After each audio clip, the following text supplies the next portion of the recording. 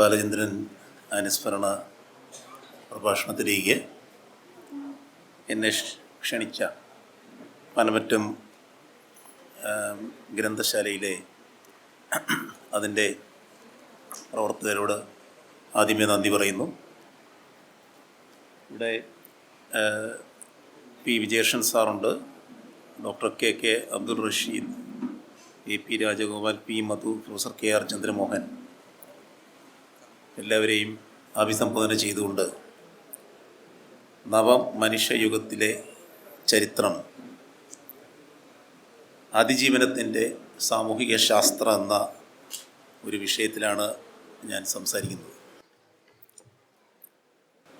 Shri V ബാലചന്ദ്രനെ കുറിച്ചിട്ട് എനിക്ക് അധികം അറിയില്ല. പക്ഷേ എങ്കിലും അദ്ദേഹത്തിൻ്റെ പ്രവർത്തനങ്ങളും അദ്ദേഹത്തിൻ്റെ ജീവിതവും ഒരു പൊതുബോധം വളർത്തുന്നതിൽ, സ്വകാര്യ ഇടങ്ങളിൽ നിന്ന് വേറിട്ട ഒരു പൊതുബോധം വളർത്തുന്നതിൽ ഒരു നാടിനെ സഹായിച്ചിട്ടുണ്ട് എന്ന് ഞാൻ മനസ്സിലാക്കുന്നു. അത് ഞാൻ മനസ്സിലാക്കിയത് സത്യത്തിൽ വഴികാട്ടിയുടെ വഴികൾ എന്ന ആ ലേഖന സാംസ്കാരിക സമാഹാരം അത് വായിച്ചപ്പോഴാണ് എനിക്ക് മനസ്സിലായത്. അദ്ദേഹം ഒരു ചിന്തകനായിരുന്നു, കവിയായിരുന്നു, എഴുത്തുകാരനായിരുന്നു. അതുപോലെ തന്നെ ഞാനും എൻ്റെ സുഹൃത്തായ ജോണൊക്കെ താമസിച്ചിരുന്ന യൂണിവേഴ്സിറ്റി ഹോസ്റ്റലിലെ കൂട്ടുജീവിതത്തെക്കുറിച്ച് അതിൻ്റെ അകത്ത് പരാമർശിച്ചിട്ടുണ്ട്. ഞങ്ങളും യൂണിവേഴ്സിറ്റി ഹോസ്റ്റലിൽ പഠിച്ച് പരീക്ഷയൊക്കെ എഴുതി ജയിച്ചു വന്ന ആൾക്കാരാണ്. സ്വന്തം കാര്യത്തിനപ്പുറം ചിന്തിക്കുന്ന, സ്വന്തം അസ്തിത്വത്തിനപ്പുറം മറ്റൊരു അർത്ഥത്തെ സൃഷ്ടിക്കുവാനായിട്ട് ശ്രമിച്ച, അത് വളരെ ജൈവികമായിട്ട് ശ്രമിച്ച ഒരു വ്യക്തിയായിരുന്നു ശ്രീ ബാലചന്ദ്രൻ. അദ്ദേഹത്തിൻ്റെ, ഞാനിന്ന് ഇവിടെ സംസാരിക്കാൻ ഉദ്ദേശിക്കുന്ന വിഷയവുമായിട്ട് ബന്ധപ്പെട്ട് അദ്ദേഹം എത്രമാത്രം അറിഞ്ഞിരുന്നു എന്നുള്ളതിനെക്കുറിച്ച് എനിക്കറിയില്ല. പക്ഷേ എങ്കിലും അദ്ദേഹത്തിൻ്റെ ഒരു കവിത, പേടി എന്നാണ് കവിതയുടെ പേര്, അത് ഈ പുസ്തക സമാഹാരത്തിലെ, ഈ സാംസ്കാരിക സമാഹാരത്തിൽ എഴുതിയിട്ടുണ്ട്. ഒരാൾ കോട്ട് ചെയ്തിട്ടുണ്ട്, പേജ് നമ്പർ 38 കോട്ട് ചെയ്തിട്ടുണ്ട്.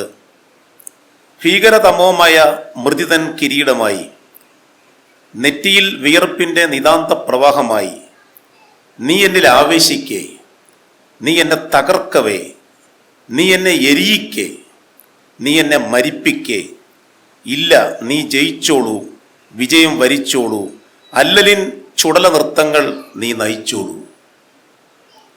ഞാനിങ്ങനെ ഈ സമാഹാരത്തിലൂടെ ഇങ്ങനെ പോകുന്ന സമയത്ത് എന്നെ ഏറ്റവും കൂടുതൽ ആകർഷിച്ച വാക്യങ്ങളാണ് അദ്ദേഹത്തിൻ്റെ ഈ പേടി എന്ന കവിതയിൽ നിന്ന് ഞാൻ വായിച്ച് മനസ്സിലാക്കിയത്. കാരണം ഞാനത് വായിച്ചപ്പോൾ എനിക്ക് തോന്നി, ഞാനിന്ന് പറയുവാൻ പോകുന്ന വിഷയം ഈ പുസ്തകം കാണുന്നതിന് മുമ്പ് തന്നെ തീരുമാനിച്ചതാണ്. അത് എത്രമാത്രം ഇവിടെ കമ്മ്യൂണിക്കേറ്റ് ചെയ്യും എന്നുള്ളതിനെക്കുറിച്ച് സംശയമുണ്ടെങ്കിലും ശ്രീ വി ബാലചന്ദ്രൻ്റെ ഈ വാക്കുകൾ എനിക്ക് വലിയ പ്രചോദനമായിരുന്നു. കാരണം ഞാൻ പറയാൻ പോകുന്നതും ഞാൻ മുന്നോട്ട് വെക്കാൻ പോകുന്ന വാദങ്ങളും ഒക്കെ തന്നെ വളരെ വർഷങ്ങൾക്ക് മുമ്പ് ശ്രീ ബാലചന്ദ്രൻ അദ്ദേഹത്തിൻ്റെ പേടി എന്ന കവിതയിൽ കുറിച്ചിട്ടുണ്ടായിരുന്നു. ഇത് അദ്ദേഹം കുറിച്ചത് ഞാൻ സംസാരിക്കാൻ ഉദ്ദേശിക്കുന്ന വിഷയവുമായിട്ട് ബന്ധപ്പെട്ട് ആയിരിക്കണമെന്നില്ല. അത് പക്ഷേ തികച്ചും ഒരു സിനിമാറ്റിക് ആയിട്ടുള്ള ഒരു കോയിൻസിഡൻസ് ആയിട്ടാണ് എനിക്ക് തോന്നുന്നത്. ഞാൻ വായിച്ചു പോയപ്പോൾ ഇങ്ങനൊരു കവിത കണ്ടപ്പോൾ അത് തീർച്ചയായിട്ടും ഞാൻ സംസാരിക്കുന്ന നവമനുഷ്യ യുഗത്തിലെ ചരിത്രം, അതിജീവനത്തിൻ്റെ സാമൂഹിക ശാസ്ത്രം എന്നാണ് അതിൻ്റെ സബ് ടൈറ്റില്. അതുമായി ധാരാളം ബന്ധമുള്ള ഒരു വിഷയമായതുകൊണ്ട് മാത്രമാണ് ഞാൻ ഈ കവിതയിലേക്ക് കടന്നതിനെക്കുറിച്ചൊരു സൂചന നിങ്ങൾക്ക് നൽകിയത്. എൻ്റെ പ്രഭാഷണത്തിന് 3 ലക്ഷ്യങ്ങളുണ്ട്. ഒന്ന്, ചരിത്രത്തിൻ്റെ വർത്തമാനകാല പ്രസക്തി. ചരിത്രമെന്ന വിഷയത്തെക്കുറിച്ച് നമ്മൾ സാധാരണ പറയുമ്പം പെട്ടെന്ന് കഴിഞ്ഞ കാലഘട്ടത്ത് സംഭവിച്ച കുറച്ച് കാര്യങ്ങൾ, അത് വർഷക്കണക്കിന് ചില വ്യക്തികളെയൊക്കെ ബന്ധപ്പെടുത്തി പറയുന്ന ഒരു രീതിയിലാണ് സാധാരണ ചരിത്രത്തെക്കുറിച്ച് ചിന്തിക്കുന്നത്. ചരിത്രത്തിന് യാതൊരു രീതിയിലുള്ള പ്രസക്തിയില്ല, അതിനൊരു പ്രയോജനവാദപരമായ രീതിയിലുള്ള ഒരു പ്രസക്തി ഇല്ലാത്തതുകൊണ്ട് അതൊരു വേണ്ടാത്ത വിഷയമാണ് എന്നും ചരിത്രം പഠിപ്പിക്കേണ്ട എന്നൊക്കെ തീരുമാനിച്ചിരിക്കുന്ന സംസ്ഥാനങ്ങളൊക്കെ ഇന്ന് ഇന്ത്യയിലുണ്ട് എന്ന ഒരു അവസ്ഥയിൽ വെച്ചുകൊണ്ട് ചരിത്രത്തിൻ്റെ വർത്തമാനകാല പ്രസക്തിയിലേക്ക് ഒന്ന് വിരൽ ചൂണ്ടുന്നതിനായിട്ടാണ് ഈ പ്രഭാഷണത്തിനെ ഞാൻ പ്രധാനമായും തിരഞ്ഞെടുത്തത്. നമുക്ക് വേണ്ട ചരിത്രം എന്താണ്, നമുക്കുണ്ടാകേണ്ട ചരിത്ര ബോധം എന്താണ് എന്നുള്ളതിനെക്കുറിച്ച് നമ്മൾ സംസാരിക്കുമ്പോൾ പണ്ടൊരു മനഃശാസ്ത്ര വിദഗ്ധൻ പറഞ്ഞ ഒരു ചെറിയൊരു സംഭവമാണ് എൻ്റെ ഓർമ്മയിലേക്ക് വരുന്നത്. കൊച്ചിയിൽ കാക്കനാടുള്ള 24 നിലയുള്ള ഒരു ഫ്ലാറ്റിൽ 24ാമത്തെ നിലയിൽ ഇരുന്ന ഒരു കൊച്ചുകുട്ടി, 3 വയസ്സുള്ള കുട്ടി താഴേക്ക് നോക്കി 24ാമത്തെ നിലയിൽ നിന്ന് താഴേക്ക് നോക്കി ചൂണ്ടിക്കാണിക്കുകയാണ്. എർത്ത് എന്നാണ് കുട്ടി പറയുന്നത്. എർത്ത് 24 നിലയിൽ നിന്ന് താഴേക്ക് നോക്കി കാണിക്കുകയാണ്. കാരണം ആ കൊച്ചുകുട്ടിയുടെ ബോധത്തിൽ എർത്ത് എന്ന് പറയുന്നത് അങ്ങ് താഴെ കാണുന്ന ഒരു സാധനമാണ്, ഒരു മെറ്റീരിയലാണ് കുട്ടിയെ സംബന്ധിച്ചിടത്തോളം. കാര്യം ഈ 4 മതിൽക്കെട്ടിനുള്ളിൽ, ഒരു മുറിക്കുള്ളിൽ മാത്രം ജീവിച്ച് പുറം ലോകവുമായി ഒരു ബന്ധമുണ്ടാക്കിയെടുക്കുവാനായിട്ട് സാധിക്കാത്ത ഒരു കുട്ടിയെ സംബന്ധിച്ചിടത്തോളം ആ കുട്ടിയുടെ ബോധം എന്ന് പറയുന്നത് ഈ മുറിക്കുള്ളിൽ തറയ്ക്കപ്പെട്ട ഉറഞ്ഞുപോയ, അതിങ്ങനെ ഒരു ഫോസിലായിട്ട് ഉറഞ്ഞുപോയ ഫ്രോസൺ ആയിട്ടുള്ള ഒരു ബോധമാണ് ആ കുട്ടിയുടേത്. ആ കുട്ടി താഴേക്ക് നോക്കിയിട്ട് പറയുകയാണ് ദ എർത്ത് എന്താണ് ആ കുട്ടി പറയുന്നത്. ഈ കുട്ടിയുടെ അമ്മയുടെ വീട്ടിൽ തിരുവനന്തപുരത്ത് മാർത്താണ്ഡത്തിനടുത്തുള്ള ഒരു വീട്ടിലേക്ക് കൊണ്ടുപോയി. അതൊരു ഗ്രാമമാണ്, നിങ്ങൾക്കറിയാം, തിരുവനന്തപുരത്തിനപ്പുറത്ത് തെക്കോട്ടുള്ള ഒരു മാർത്താണ്ഡം എന്ന് പറയുന്നൊരു ഗ്രാമം. അവിടെ കൊണ്ടുപോയി. അവിടെ ഈ കൊച്ചുകുട്ടി ഇങ്ങനെ മറ്റു കുട്ടികളോട്ടൊക്കെ കളിച്ചുല്ലസിച്ച് അതിൻ്റെ ഒരു രസത്തിന് മണ്ണൊക്കെ വാരി ചെളിയിലൊക്കെ ഇറങ്ങി കളിച്ച് രസിച്ച് ഓടിപ്പോയി അമ്മയുടെ അടുത്ത് പോയി പറയുന്ന ഒരു കാര്യമുണ്ട്. മദർ, അമ്മയെ നോക്കൂ, ദ വോക്കിംഗ് ചിക്കൺ എന്നാണ് പറയുന്നത്. നടന്നു പോകുന്ന ഒരു കോഴി, നടക്കുന്ന ഒരു കോഴി എന്നുള്ളതാണ്. ആ കൊച്ചുകുട്ടിയെ സംബന്ധിച്ചിടത്തോളം ആ കോഴിയുടെ ജൈവ പരിസരത്തിൽ കണ്ടു കഴിഞ്ഞപ്പോൾ ആ കുട്ടിക്ക് മനസ്സിലാക്കാനായിട്ട് സാധിക്കുന്നില്ല, ഈ കോഴിക്ക് ജീവനുള്ള കോഴിയായിരുന്നോ ഞാൻ സാധാരണ കാണുന്ന KFCയുടെ പാക്കറ്റിന് പുറത്തൊക്കെ കാണുന്ന ആ കോഴി, ആ മസിലുള്ള കോഴിയാണോ, അത് മാത്രമാണോ? പക്ഷെ ജീവനുള്ള ഒരു കോഴിയെ കണ്ട ഒരു സന്തോഷമാണ് കുട്ടിക്കുണ്ടായത്. അങ്ങനെ നമ്മുടെ മനസ്സിനെ തുറന്നു വിടേണ്ട, നമ്മുടെ മനസ്സിനെ തുറന്ന് മറ്റ് തലങ്ങളിലേക്ക് സഞ്ചരിപ്പിക്കേണ്ട, മറ്റു വ്യവഹാരങ്ങളിലേക്ക് വ്യാപിപ്പിക്കേണ്ട ഒരു ബോധത്തെ സൃഷ്ടിച്ചെടുക്കണമെങ്കിൽ അതിന് ചരിത്രബോധം തന്നെ വേണം. ആ ചരിത്രത്തെയാണ് ഇന്ന് രാജ്യത്ത് വക്രീകരിച്ചുകൊണ്ടിരിക്കുന്നത്. ആ ചരിത്രത്തെ ഇല്ലാതാക്കുവാൻ ശ്രമിച്ചുകൊണ്ടിരിക്കുകയാണ്. പേരുകളെ മാറ്റി, വ്യക്തികളുടെ ചരിത്രങ്ങളെ ഒഴിവാക്കി, സാമൂഹിക രൂപീകരണങ്ങളുടെ ചരിത്രങ്ങളെ ഒഴിവാക്കി ചരിത്രം ഇല്ലാതാക്കി തീർക്കുവാനായിട്ട് ആഫ്രിക്കയെക്കുറിച്ച് പാശ്ചാത്യർ പറഞ്ഞതുപോലെ ഒരു അഹിസ്റ്റോറിക്കൽ കോണ്ടിനെന്റ്, അചരിത്രപരമായ രീതിയിലുള്ള ഒരു ഭൂഖണ്ഡമാക്കി തീർക്കുവാനുള്ള ശ്രമങ്ങൾ നടന്നുകൊണ്ടിരിക്കുന്ന സമയത്ത് ഈ ചരിത്രബോധത്തിലേക്ക് തിരിച്ചു വരേണ്ട വലിയൊരു ആവശ്യകത, ഒരു എസെൻഷ്യാലിറ്റി, ഒരു എക്സിജന്റ് നീഡ് നമുക്ക് ഇന്നുണ്ട് എന്നുള്ളതാണ് ആദ്യമായി എനിക്ക് പറയുവാനുള്ളത്. കാരണം ഞാൻ 10ാം ക്ലാസ് പാസ്സായി, പ്രീ ഡിഗ്രി 10ാം ക്ലാസ് പാസ്സായി. അന്നൊക്കെ ഫസ്റ്റ് ക്ലാസ് ഒക്കെ വലിയ കാര്യമാണ്. ഫസ്റ്റ് ക്ലാസ് ഒക്കെ കിട്ടി. സെയിൻറ്റ് ഡൊമിനിക്സ് കോളേജ് കാഞ്ഞിരപ്പള്ളി ചെല്ലുന്ന സമയത്ത് 3rd ഗ്രൂപ്പ് എന്ന് പറയുന്നൊരു വിഷയമുണ്ട്. First group maths, 2nd group science, 3rd group എന്ന് പറഞ്ഞു കഴിഞ്ഞാൽ ഏറ്റവും 3ാമത്തെ തട്ടിലുള്ള സാധാരണ ബുദ്ധിയില്ലാത്ത പിള്ളേർ പഠിക്കുന്ന ഒരു ഗ്രൂപ്പാണ് 3rd ഗ്രൂപ്പ്. ഫസ്റ്റ് ക്ലാസ് കിട്ടിയതുകൊണ്ട് എൻ്റെ പിതാവ് കാഞ്ഞിരപ്പള്ളി കോളേജിലെ പ്രൊഫസർ ആയിരുന്നതുകൊണ്ടും അന്ന് പ്രിൻസിപ്പള് ഒരു കെമിസ്ട്രി അധ്യാപകനാണ്. അദ്ദേഹം പറഞ്ഞു 3rd ഗ്രൂപ്പ് ഒന്നും എടുക്കണ്ട, ഫസ്റ്റ് ഗ്രൂപ്പ് എടുത്ത് 2nd ഗ്രൂപ്പ് എടുത്താൽ മതി എന്ന് പറഞ്ഞു. ഞാൻ പറഞ്ഞു എനിക്ക് ഇഷ്ടമുള്ള വിഷയമാണ് ഞാൻ തിരഞ്ഞെടുക്കുന്നതെന്ന് പറഞ്ഞു കഴിഞ്ഞപ്പം എൻ്റെ പിതാവ് പറഞ്ഞ ഒരു കാര്യമുണ്ട്, ഒരു കുട്ടിക്ക് അവൻ്റെ ഇഷ്ടമുള്ള വിഷയം എടുക്കുക എന്ന് പറയുന്നതാണ് ഏറ്റവും വലിയ കെമിസ്ട്രി എന്നാണ് അദ്ദേഹം പറഞ്ഞത്. നിങ്ങൾക്ക് ആ രസതന്ത്രം അറിയില്ല എന്ന് പ്രിൻസിപ്പളിനോട് നേരിട്ട് അദ്ദേഹം പറയുന്നുണ്ട്. എന്താണ് അതിൻ്റെ രസതന്ത്രം? ചരിത്രം പഠിക്കുന്നതിൻ്റെ രസതന്ത്രം അറിയില്ല എന്ന് പറഞ്ഞത്. കാരണം എൻ്റെ വീട്ടിൽ അച്ഛൻ ഹിസ്റ്ററിയും അമ്മ കെമിസ്ട്രിയുമായിരുന്നു. അപ്പം ഞങ്ങൾ പറയുമായിരുന്നു, ഞങ്ങൾ മൊത്തത്തിലൊരു മിസ്റ്ററിയാന്ന് പറയുമായിരുന്നു. ഈ ഹിസ്റ്ററിയും കെമിസ്ട്രിയും കൂടെ കൂടുന്ന ഒരു മിസ്റ്ററി ഉണ്ടല്ലോ. പക്ഷെ ആ മിസ്റ്ററിക്കുള്ളിൽ, ആ ക്യാമ്പസിനുള്ളിൽ, എൻ്റെ വീട്ടിലെ ക്യാമ്പസിനുള്ളിൽ പഠിച്ച് വളർന്നു വന്ന സമയത്ത് വായിച്ച് 2-3 പുസ്തകങ്ങളുണ്ട്. 8ാം ക്ലാസ്സിലും 9ാം ക്ലാസ്സിലും എംബോസിഷൻ തരുന്ന രീതിയിൽ അപ്പൻ പറയിപ്പിക്കുന്ന ചില കാര്യങ്ങളുണ്ടായിരുന്നു. നെഹ്റുവിൻ്റെ ഗ്ലിംസസ് ഓഫ് വേൾഡ് ഹിസ്റ്ററിയും ഡിസ്കവറി ഓഫ് ഇന്ത്യയും ഓട്ടോബയോഗ്രഫിയും ഒക്കെ ചില പേജുകൾ തന്നിട്ട് അത് വായിച്ചിട്ട് അത് പഠിക്കണം. പഠിച്ചാൽ മാത്രം പോരാ, അതെന്താണ് നെഹ്റു ഉദ്ദേശിച്ചതെന്ന് പറയുക കൂടി വേണം. അതിന് ഒരാഴ്ചയൊക്കെ സമയം തരും. ഒരു പാരഗ്രാഫ് മനസ്സിലാക്കാൻ വേണ്ടി ഒരാഴ്ചയൊക്കെ അപ്പൻ സമയം തരുമായിരുന്നു. അങ്ങനെയാണ് ചരിത്രത്തിലേക്ക് വന്നത്. നെഹ്റുവിനെ വായിച്ച് ചരിത്രത്തിലേക്ക് വന്നതുകൊണ്ട് തന്നെ ചരിത്രത്തിന്റെ ഉൾക്കാമ്പിനെ, അതിന്റെ ശക്തിയെ, മറ്റു മനുഷ്യർക്ക് വേണ്ടി ജീവിക്കുവാൻ നമ്മളെ പ്രേരിപ്പിക്കുന്ന ഒരു വിഷയം. അതുകൊണ്ട് ഞാനിപ്പോൾ പറയാറുണ്ട്, ചരിത്രം എന്ന് പറയുന്ന വിഷയത്തിന് ഒരു തെറാപ്യൂട്ടിക്കൽ പവർ ഉണ്ടെന്ന് പറയാറുണ്ട്. സാധാരണ തെറാപ്യൂട്ടിക്കൽ പവർ എന്ന് പറയുന്നത് മെഡിക്കൽ വിദ്യാർത്ഥികൾ ഇരിക്കുന്നുണ്ട്. ഞാൻ പറയുന്നത് മെഡിക്കൽ വിദ്യാർത്ഥി സാധാരണ മെഡിസിനാണല്ലോ തെറാപ്യൂട്ടിക്സ് എന്ന് പറയുന്ന വാക്ക്. തെറാപ്യൂട്ടിക്സ് എന്ന് പറഞ്ഞാൽ രോഗം ശമിപ്പിക്കുവാനുള്ള ചില കഴിവ്. ഇങ്ങനെ രോഗം ശമിപ്പിക്കുവാനുള്ള കഴിവ് മെഡിസിനുണ്ട്, ഓഫ് കോഴ്സ്. പക്ഷേ ഉള്ള ഏറ്റവും ശക്തിയുള്ള ഒരു വിഷയമാണ് ചരിത്രം എന്ന് പറയുന്നത്. ചരിത്രത്തിലേക്ക് കടന്നു പോകുമ്പോഴാണ് ആ രോഗശമനം ഉണ്ടാകുന്നത്. ഇന്ത്യയുടെ ചരിത്രത്തിലേക്ക് കടന്നു കഴിഞ്ഞപ്പോഴാണ് ഇന്ത്യയെ കണ്ടെത്തുവാനായിട്ട് നെഹ്റുവിന് സാധിച്ചത്. അനൈഹിലേഷൻ ഓഫ് ദ കാസ്റ്റ് എന്ന് പറയുന്ന ജാതിയുടെ നിർമൂലനം എന്ന ഗ്രന്ഥം അംബേദ്കർ എഴുതുന്ന സമയത്ത് നിങ്ങൾക്കറിയാവോ, അംബേദ്കർ പഠിക്കാൻ പോയ സമയത്ത് അംബേദ്കർ നിയമം പഠിക്കാനല്ല പോയത്. അദ്ദേഹം ഇക്കണോമിക്സും ആന്ത്രപ്പോളജിയും സോഷ്യോളജിയും ഹിസ്റ്ററിയുമാണ് പഠിച്ചത്. അങ്ങനെ ബഹുവൈജ്ഞാനിക രീതിശാസ്ത്രത്തിലൂടെ പല വിജ്ഞാനങ്ങളെയും പല ദേശങ്ങളെയും പല സംസ്കാരങ്ങളെയും ചരിത്രത്തെയും മനസ്സിലാക്കിയതിനു ശേഷമാണ് അംബേദ്കർ അനൈഹിലേഷൻ ഓഫ് ദ കാസ്റ്റ് എന്ന് പറയുന്ന പുസ്തകം എഴുതുന്നത്. അദ്ദേഹത്തിന്റെ ഹിസ്റ്റോറിക്കൽ സെൻസാണ് അദ്ദേഹത്തെ കൊണ്ട് അനൈഹിലേഷൻ ഓഫ് ദ കാസ്റ്റ് എന്ന്. കാര്യം ഇന്ത്യയിലെ ശൂദ്രന്മാരുടെ ചരിത്രത്തെക്കുറിച്ച് വ്യക്തമായി ഇതിലുള്ള ചരിത്രം മനസ്സിലാക്കിയ ചരിത്രത്തിന്റെ ആ ചരിത്രത്തിലൂടെ സാമൂഹിക നീതീകരണത്തെ സൃഷ്ടിക്കുവാനായിട്ട് ശ്രമിച്ച ഒരു വ്യക്തിയാണ് അംബേദ്കർ. ഞാനിപ്പം ഈ വ്യക്തികളെ കുറിച്ച് പറഞ്ഞത് ചരിത്രത്തിന്റെ പ്രസക്തി നാം മനസ്സിലാക്കേണ്ടതിന് വേണ്ടി മാത്രം ഞാൻ പറഞ്ഞൊരു കാര്യമാണ്. ഈ അടുത്ത കാലത്ത് റോമില താപ്പർ എന്ന് പറയുന്ന ഒരു ചരിത്രകാരിയോട് നിങ്ങൾക്ക് കുറച്ചു പേർക്കെങ്കിലും അറിയാമായിരിക്കും. റോമില താപ്പർ എന്ന് പറഞ്ഞാൽ ഇന്ത്യയിലെ ഇന്ന് ജീവിച്ചിരിക്കുന്നവരിൽ 91 വയസ്സ് കഴിഞ്ഞു. 91 വയസ്സ് കഴിഞ്ഞു. ഏകദേശം 21ാമത്തെ വയസ്സിൽ മുതൽ ഇന്ത്യ ചരിത്രത്തെ ശാസ്ത്രീയമായി പഠിച്ച് ഗ്രന്ഥങ്ങൾ എഴുതാൻ തുടങ്ങിയ ഒരു വ്യക്തിയാണ് റോമില താപ്പർ. ഇന്ത്യയിലുടനീളം സഞ്ചരിക്കുവാനായിട്ട് ഒരു മിലിറ്ററി ജനറലിന്റെ മോളായിരുന്നുകൊണ്ട് ഇന്ത്യയിലുടനീളം സഞ്ചരിക്കുവാനായിട്ടും ഇന്ത്യയുടെ സംസ്കാരത്തെ കണ്ടെത്തുവാനായിട്ട് സാധിച്ചു. റോമില താപ്പർ പറയുന്ന ഒരു കാര്യമുണ്ട്.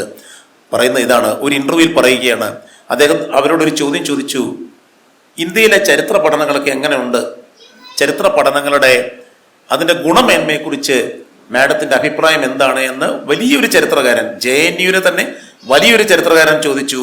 അപ്പോൾ റോമില താപ്പർ പറയുന്ന ഒരു ഉത്തരവുണ്ട്, ചരിത്ര പഠനങ്ങളും ഗവേഷണങ്ങളും ഒക്കെ നന്നായിട്ട് നടക്കുന്നുണ്ട്, അതൊക്കെ വളരെ നല്ല തീസിസുകളായി ലൈബ്രറികളും മറ്റ് ആർക്കൈവുകളിലും ഒക്കെ വിശ്രമിക്കുന്നുണ്ട്. പക്ഷെ ചരിത്രബോധത്തെ ഉണർത്തുവാനായിട്ട് സാധിക്കാത്ത ചരിത്രകാരന്മാര്, പൊതുബോധത്തിലേക്ക് ചരിത്രത്തെ കൊണ്ടുവരുകാത്ത ചരിത്രകാരന്മാര് എത്രമാത്രം ചരിത്രം എഴുതിയാലും അതിൻ്റെ ഒരു ഉദ്ദേശ ലക്ഷ്യം ഉണ്ടാകുന്നില്ല എന്ന് റോമില താപ്പർ സംസാരിക്കുന്നുണ്ട്. അതിന്റെ അർത്ഥം നമ്മുടെ പൊതുബോധത്തിലേക്ക്, ഇന്ത്യയുടെ പൊതുബോധത്തിലേക്ക്, ലോകത്തിന്റെ പൊതുബോധത്തിലേക്ക്, അതിർവരമ്പുകളില്ലാത്ത ലോകത്തിന്റെ പൊതുബോധത്തിലേക്ക്, അതിന്റെ സാംസ്കാരിക, സാമ്പത്തിക, ആശയപരമായ രീതിയിലുള്ള മണ്ഡലങ്ങളിലെല്ലാം നിറയ്ക്കേണ്ട ഒരു പുതിയ ബോധത്തെ നിറയ്ക്കേണ്ട ഒരു സബ്ജക്റ്റാണ് ചരിത്രം എന്നാണ് റോമില താപ്പർ പറഞ്ഞത്. കാരണം 1956 ഒരു വിദ്യാർത്ഥിയായിരിക്കെ ഇന്ത്യ ചരിത്രത്തെ 3 രീതിയിൽ, ഏൻഷ്യന്റ് ഹിന്ദു, മിഡീവിയൽ മുസ്ലിം, മോഡേൺ ക്രിസ്ത്യൻ അല്ല, അത് ബ്രിട്ടീഷാണ്. അപ്പൊ റോമില താപ്പറിന് കൊച്ചു ഒരു സംശയം ഉണ്ടായി, ഏൻഷ്യന്റ് ഹിന്ദുവും മിഡീവൽ മുസ്ലിമുമായി. അപ്പൊ മിഡീവൽ കാലഘട്ടത്തില് ഇവിടെ ഹിന്ദുക്കളാരും ഇല്ലായിരുന്നോ, മറ്റു ജാതിക്കാരും ഇല്ലായിരുന്നു? ഏൻഷ്യന്റില് ഉണ്ടായിരുന്നവരെല്ലാവരും ഹിന്ദുക്കളായിരുന്നോ? അന്ന് ഹിന്ദുമതം ഉണ്ടോ? ആധുനിക കാലഘട്ടത്തിൽ വരുമ്പോൾ എന്താണ് ഇങ്ങനെ ഒരു മലക്കം മറിയൽ ചരിത്രത്തിനുണ്ടായത്? ക്രിസ്ത്യാനികളല്ലേ ശരിക്കും വന്നത്? അവരെന്തുകൊണ്ട് അതിനെ മോഡേൺ കാലഘട്ടത്തെ ബ്രിട്ടീഷ് കാലഘട്ടം എന്ന് വിളിക്കുകയാണ്? അതാണ് അവിടെ ഉണ്ടായത്. ആധുനികതയുടെ വ്യത്യാസം. ഈ ഒരു ചോദ്യം ചെയ്യലിൽ നിന്നും തുടങ്ങിയ ഒരു സമരം, ആ സമരാഗ്നി, ആ ഒരു ഫ്ലേവർ ആൻഡ് ഫെർവർ എന്ന് പറയാം, ചരിത്രത്തിന്റെ ഒരു ഗന്ധം പേറുന്ന, ദ ഓർഡർ ഓഫ് ഹിസ്റ്ററി, ചരിത്രത്തിന്റെ ഗന്ധം പേറുന്ന, അതിന് എല്ലാ തരത്തിലുള്ള ഗന്ധവുമുണ്ട്. അത് നല്ല പൗഡറിന്റെ ഗന്ധമല്ല, പെർഫ്യൂമിന്റെ ഗന്ധമല്ല. ചില സമയത്ത് അതിന് പകയുടെ ഗന്ധം വരും, വിദ്വേഷത്തിന്റെ ഗന്ധം വരും, വർഗീയതയുടെ ഗന്ധം വരും, പാരിസ്ഥിതികതയുടെ ഗന്ധം വരും. അങ്ങനെ പല ഗന്ധം പേറുന്ന ഒരു ചരിത്രത്തെ സൃഷ്ടിക്കുന്ന ഒരു ചരിത്രകാരി റോമില താപ്പർ.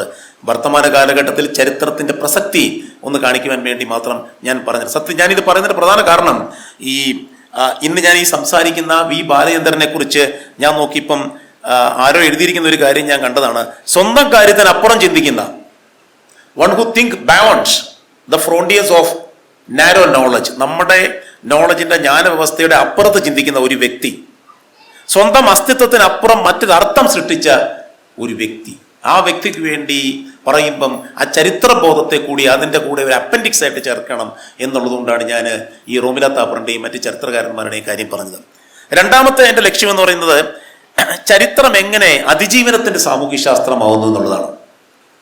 ചരിത്രം ലൈബ്രറികളിലും ആർക്കൈവുകളിലും അല്ലെങ്കിൽ ആർക്കിയോളജിക്കൽ ഫീൽഡുകളിലും ഇങ്ങനെ അറിഞ്ഞുപോയ ഒരു വിഷയമായിട്ടാണ് സാധാരണ എല്ലാവരും. അതിനൊരു ഡൈനാമിസം ഇല്ല. അതിന് നിങ്ങളുടെ ശരീരത്തിലേക്ക് കയറുവാനായിട്ട് സാധിക്കുന്നുണ്ടോ എന്നുള്ളതാണ് ഇവിടെ നമ്മൾ ചോദിക്കേണ്ട ഏറ്റവും വലിയൊരു പ്രശ്നം. കാര്യം ഞാൻ ഇന്ന് 2 ശരീരങ്ങളെക്കുറിച്ച് സംസാരിക്കുന്നത് കൊണ്ട് ചരിത്രം ശരീരത്തിലേക്ക് എങ്ങനെയാണ് സന്നിവേശിപ്പിക്കേണ്ടത്, അതൊരു ആവേശമായിട്ട് ബാലചന്ദ്രൻ അദ്ദേഹത്തിൻ്റെ കവിതയിൽ പറഞ്ഞതുപോലെ ആ വാക്കുകൾ ഞാൻ ഒന്നുകൂടി പറയാം. നീ എന്നിൽ ആവേശിക്കുക എന്നാണ് പറയുന്നത്. എന്താണ് എന്നിൽ ആവേശിക്കുന്നത്? മരണം ആവേശിക്കുന്നതിനെ കുറിച്ചാണ് അദ്ദേഹം എഴുതിയത്. നീ എന്നിൽ ആവേശിക്കേ, നീ എന്നെ തകർക്കവേ, നീ എന്നെ എരിയിക്കേ, നീ എന്നെ മരിപ്പിക്കേ. അങ്ങനെ 2 ശരീരങ്ങളെ ഈ കവിതയിൽ നിന്ന് വേണമെങ്കിൽ നമുക്ക് കണ്ടെത്താനായിട്ട് സാധിക്കും. എൻ്റെ ഒരു പെർസ്പെക്റ്റീവിലാണ് കാര്യം. ബാലചന്ദ്രൻ അദ്ദേഹം കവിത എഴുതി കഴിഞ്ഞാൽ പിന്നെ റൊളാങ് ബാർത്ത് പറയുന്ന പോലെ that is the depth of the author. പിന്നീട് നമുക്ക് വായനക്കാർക്ക് ഏത് രീതി വേണം ചിന്തിക്കാം. പക്ഷേ കൃത്യമായ രീതിയിൽ കോണ്ടക്സ്റ്റലൈസ് ചെയ്യുമ്പം തീർച്ചയായിട്ടും മറ്റൊരു അർത്ഥത്തെ ഉണ്ടാക്കിയെടുക്കാനായിട്ട് സാധിക്കുന്നു. എനിക്ക് എൻ്റെതായ ഒരു അർത്ഥത്തെ അദ്ദേഹത്തിന്റെ വാക്കുകളിലൂടെ കാണുവാൻ സാധിക്കുന്നു എന്നുള്ളതിലാണ് ബാലേന്ദ്രൻ സാറിന്റെ കവിതയുടെ പ്രസക്തി എന്ന് പറയുന്നത്. അങ്ങനെ രണ്ടാമത് ചരിത്രം എങ്ങനെ അതിജീവനത്തിന്റെ സാമൂഹിക ശാസ്ത്രമാകുന്നു. മൂന്നാമത്തെ ഒരു പ്രധാന ചോദ്യം, നിങ്ങളിൽ എനിക്ക് തോന്നുന്നു മിക്ക ആൾക്കാർക്കും ഇവിടെ നന്നായിട്ട് വായിക്കുന്ന ആൾക്കാർ, കാര്യം ഞാൻ വന്നപ്പോഴെ ശ്രദ്ധിക്കുമായിരുന്നു ഈ റബ്ബർ തോട്ടത്തിന്റെ നടുവിൽ ഇത്ര സുന്ദരമായ ഒരു ലൈബ്രറി. സാധാരണ റബ്ബർ എന്ന് പറയുമ്പോൾ ഒരു റബ്ബറൈസ്ഡ് തിങ്കിങ് ഉള്ള ഒരു കാലം അല്ലെങ്കിൽ ആ ഒരു പ്രദേശം എന്നൊക്കെയാണ് ചിന്തിക്കുന്നത്. കാരണം കാഞ്ഞിരപ്പള്ളിലും പൊൻകുന്നത്തും ഒക്കെ ഇങ്ങനെ പുതിയ രീതിയിലുള്ള ചർച്ചകളൊക്കെ വരുന്ന സമയത്ത് പലരും വേറെ പല കാര്യങ്ങളും ഉണ്ടെന്ന് പറഞ്ഞ് മാറാറുണ്ട്. അപ്പോൾ ഒരു ആ റബ്ബറൈസ്ഡ് ലോകത്തിലെ ഈ റബ്ബറിൻ്റെയൊക്കെ നടുക്ക്, റബ്ബർ കാടിൻ്റെ നടുക്ക് അല്ലെങ്കിൽ പ്ലാന്റേഷൻ്റെ നടുക്ക് ഇത്ര സുന്ദരമായ ഒരു ലൈബ്രറി, ഇത്ര സുന്ദരമായ കാര്യം, ഇത് നമുക്ക് ഇവിടെ ഇരിക്കുമ്പോൾ തന്നെ അതിൻ്റെ ഒരു സ്പിരിറ്റ് നമുക്ക് ഉൾക്കൊള്ളുവാനായിട്ട് സാധിക്കുന്നുണ്ട്. ആ ഉൾക്കൊള്ളലിൽ നാം ഇന്ന് ജീവിക്കുന്നത് ഏത് യുഗത്തിലാണ് എന്നൊരു ചോദ്യം ചോദിക്കുവാൻ ഞാൻ ആഗ്രഹിക്കുകയാണ്. നിങ്ങൾ ഇന്ന് ഇവിടെ ഇരിക്കുന്നത് ഏത് യുഗത്തിലാണ്? മൾട്ടിപ്പിൾ ഒബ്ജക്റ്റ് ടൈപ്പ് ക്വസ്റ്റ്യന് കൃത്യമായിട്ട് 4 ഓപ്ഷൻ കൊടുക്കുകയാണെങ്കിൽ കൃത്യമായിട്ട് നിങ്ങൾക്ക് ഉത്തരം എഴുതാം. ഹോളോസീൻ എന്ന് പറയുന്ന ഒരു കാലഘട്ടമാണ്. ഹോളോസീനാണ് നമ്മൾ ജീവിക്കുന്ന കാലഘട്ടം. പക്ഷെ അത് ഹോളോസീൻ അല്ല ഇന്നത്തെ കാലഘട്ടം. ഹോളോസീന് പകരം മറ്റൊരു കാലഘട്ടമുണ്ട്. എനിക്കൊന്ന് വൈദ്യശാസ്ത്ര രംഗത്തൊക്കെ മെഡിക്കൽ സയൻസ് രംഗത്തൊക്കെ ഈ ഏജിനെ കുറിച്ചുള്ള ചർച്ചകൾ ഒത്തിരി നടക്കുന്നുണ്ട്, എനിക്കറിയാം. ആന്ത്രപ്പോസീൻ എന്ന് പറയുന്നൊരു കാലഘട്ടമാണ്. ആന്ത്രപ്പോസീൻ എന്ന് പറഞ്ഞു കഴിഞ്ഞാൽ ഞാൻ അതിനെ ഒന്ന് ട്രാൻസ്ലേറ്റ് ചെയ്തപ്പം, എൻ്റെതായ രീതിയിൽ ട്രാൻസ്ലേറ്റ് ചെയ്തപ്പം, ആന്ത്രപ്പോസ് എന്ന് പറഞ്ഞു കഴിഞ്ഞാൽ അതിൻ്റെ അർത്ഥം ഹ്യൂമൻ എന്നാണ് അതിൻ്റെ അർത്ഥം. ഗ്രീക്ക് പദത്തിൽ നിന്നാണ് അതുണ്ടാകുന്നത് ഹ്യൂമൻ. സീൻ, ZENE, സീൻ എന്ന് പറഞ്ഞു കഴിഞ്ഞാൽ ന്യൂ റീസന്റ് അല്ലെങ്കിൽ ഏജ് എന്നൊരു വാക്കുകൂടുണ്ട്. ഏജ് ഞാൻ എടുത്തു മാറ്റി നവമനുഷ്യൻ്റെ ഒരു യുഗമാണ് ഈ കാലഘട്ടമെന്ന് പറയുവാനാണ് ഞാൻ ആഗ്രഹിക്കുന്നത്. അതിനെക്കുറിച്ചാണ് ഞാൻ ഇന്ന് നിങ്ങളോട് സംസാരിക്കുവാനായിട്ട് ഉദ്ദേശിക്കുന്നത്. ഇവിടെ ഈ കവിതയിൽ സൂചിപ്പിക്കുന്ന ഒരു പ്രകൃതിയെ ഞാൻ അങ്ങോട്ട് വെക്കുകയാണ്. കവിതയിൽ പ്രകൃതിയാണ് ഇത് സബ്ജക്റ്റ് എങ്കിൽ, പ്രകൃതിയുടെ ആകുന്ന ശരീരത്തെ എരിയിപ്പിക്കുന്ന, മരിപ്പിക്കുന്ന മാനവ സംസ്കാരം. This is my take away from his poem. ഞാൻ ആ പോയത്തിൽ നിന്ന് ടേക്ക് അവേ ചെയ്യുന്ന എനിക്ക് കിട്ടിയ ഒരു പോയിന്റ് ഇതാണ്. പ്രകൃതി ആ ശരീരമാണെങ്കിൽ ആ ശരീരത്തെ എരിയിപ്പിക്കുന്ന, മരിപ്പിക്കുന്ന മാനവ സംസ്കാരം, അത് അതിൻ്റെ ഉച്ചാവസ്ഥയിലായ കാലഘട്ടം, അതാണ് ആന്ത്രപ്പോസീൻ എന്ന് പറയുന്ന കാലഘട്ടം. നവമനുഷ്യ യുഗം അല്ലെങ്കിൽ നവമനുഷ്യ കാലഘട്ടം എന്ന് പറയുന്നത്. ആന്ത്രപ്പോസീൻ എന്ന വാക്കിന് പല വ്യത്യസ്തമായ അർത്ഥങ്ങളൊക്കെ പലരും പറയാറുണ്ട്. എങ്കിലും അതിലേക്ക് സൂചന നൽകുമ്പോൾ നാം ഇന്ന് കാണുന്ന, നാം ഇന്ന് നിൽക്കുന്ന ഈ പ്രതലത്തിൽ, ഈ ഇടത്തിൽ നിന്ന് നാം പുറകിലേക്ക് നോക്കുമ്പോൾ ഈ ചരിത്രത്തെ ഒന്ന് ക്ലാസിഫൈ ചെയ്ത് നോക്കിയാൽ മാത്രമേ ഇന്ന് ഈ ആന്ത്രപ്പോസീൻ എന്ന് പറയുന്ന കാലഘട്ടത്തെക്കുറിച്ച് നമുക്ക് മനസ്സിലാക്കാനാണ് സാധിക്കുന്നത്.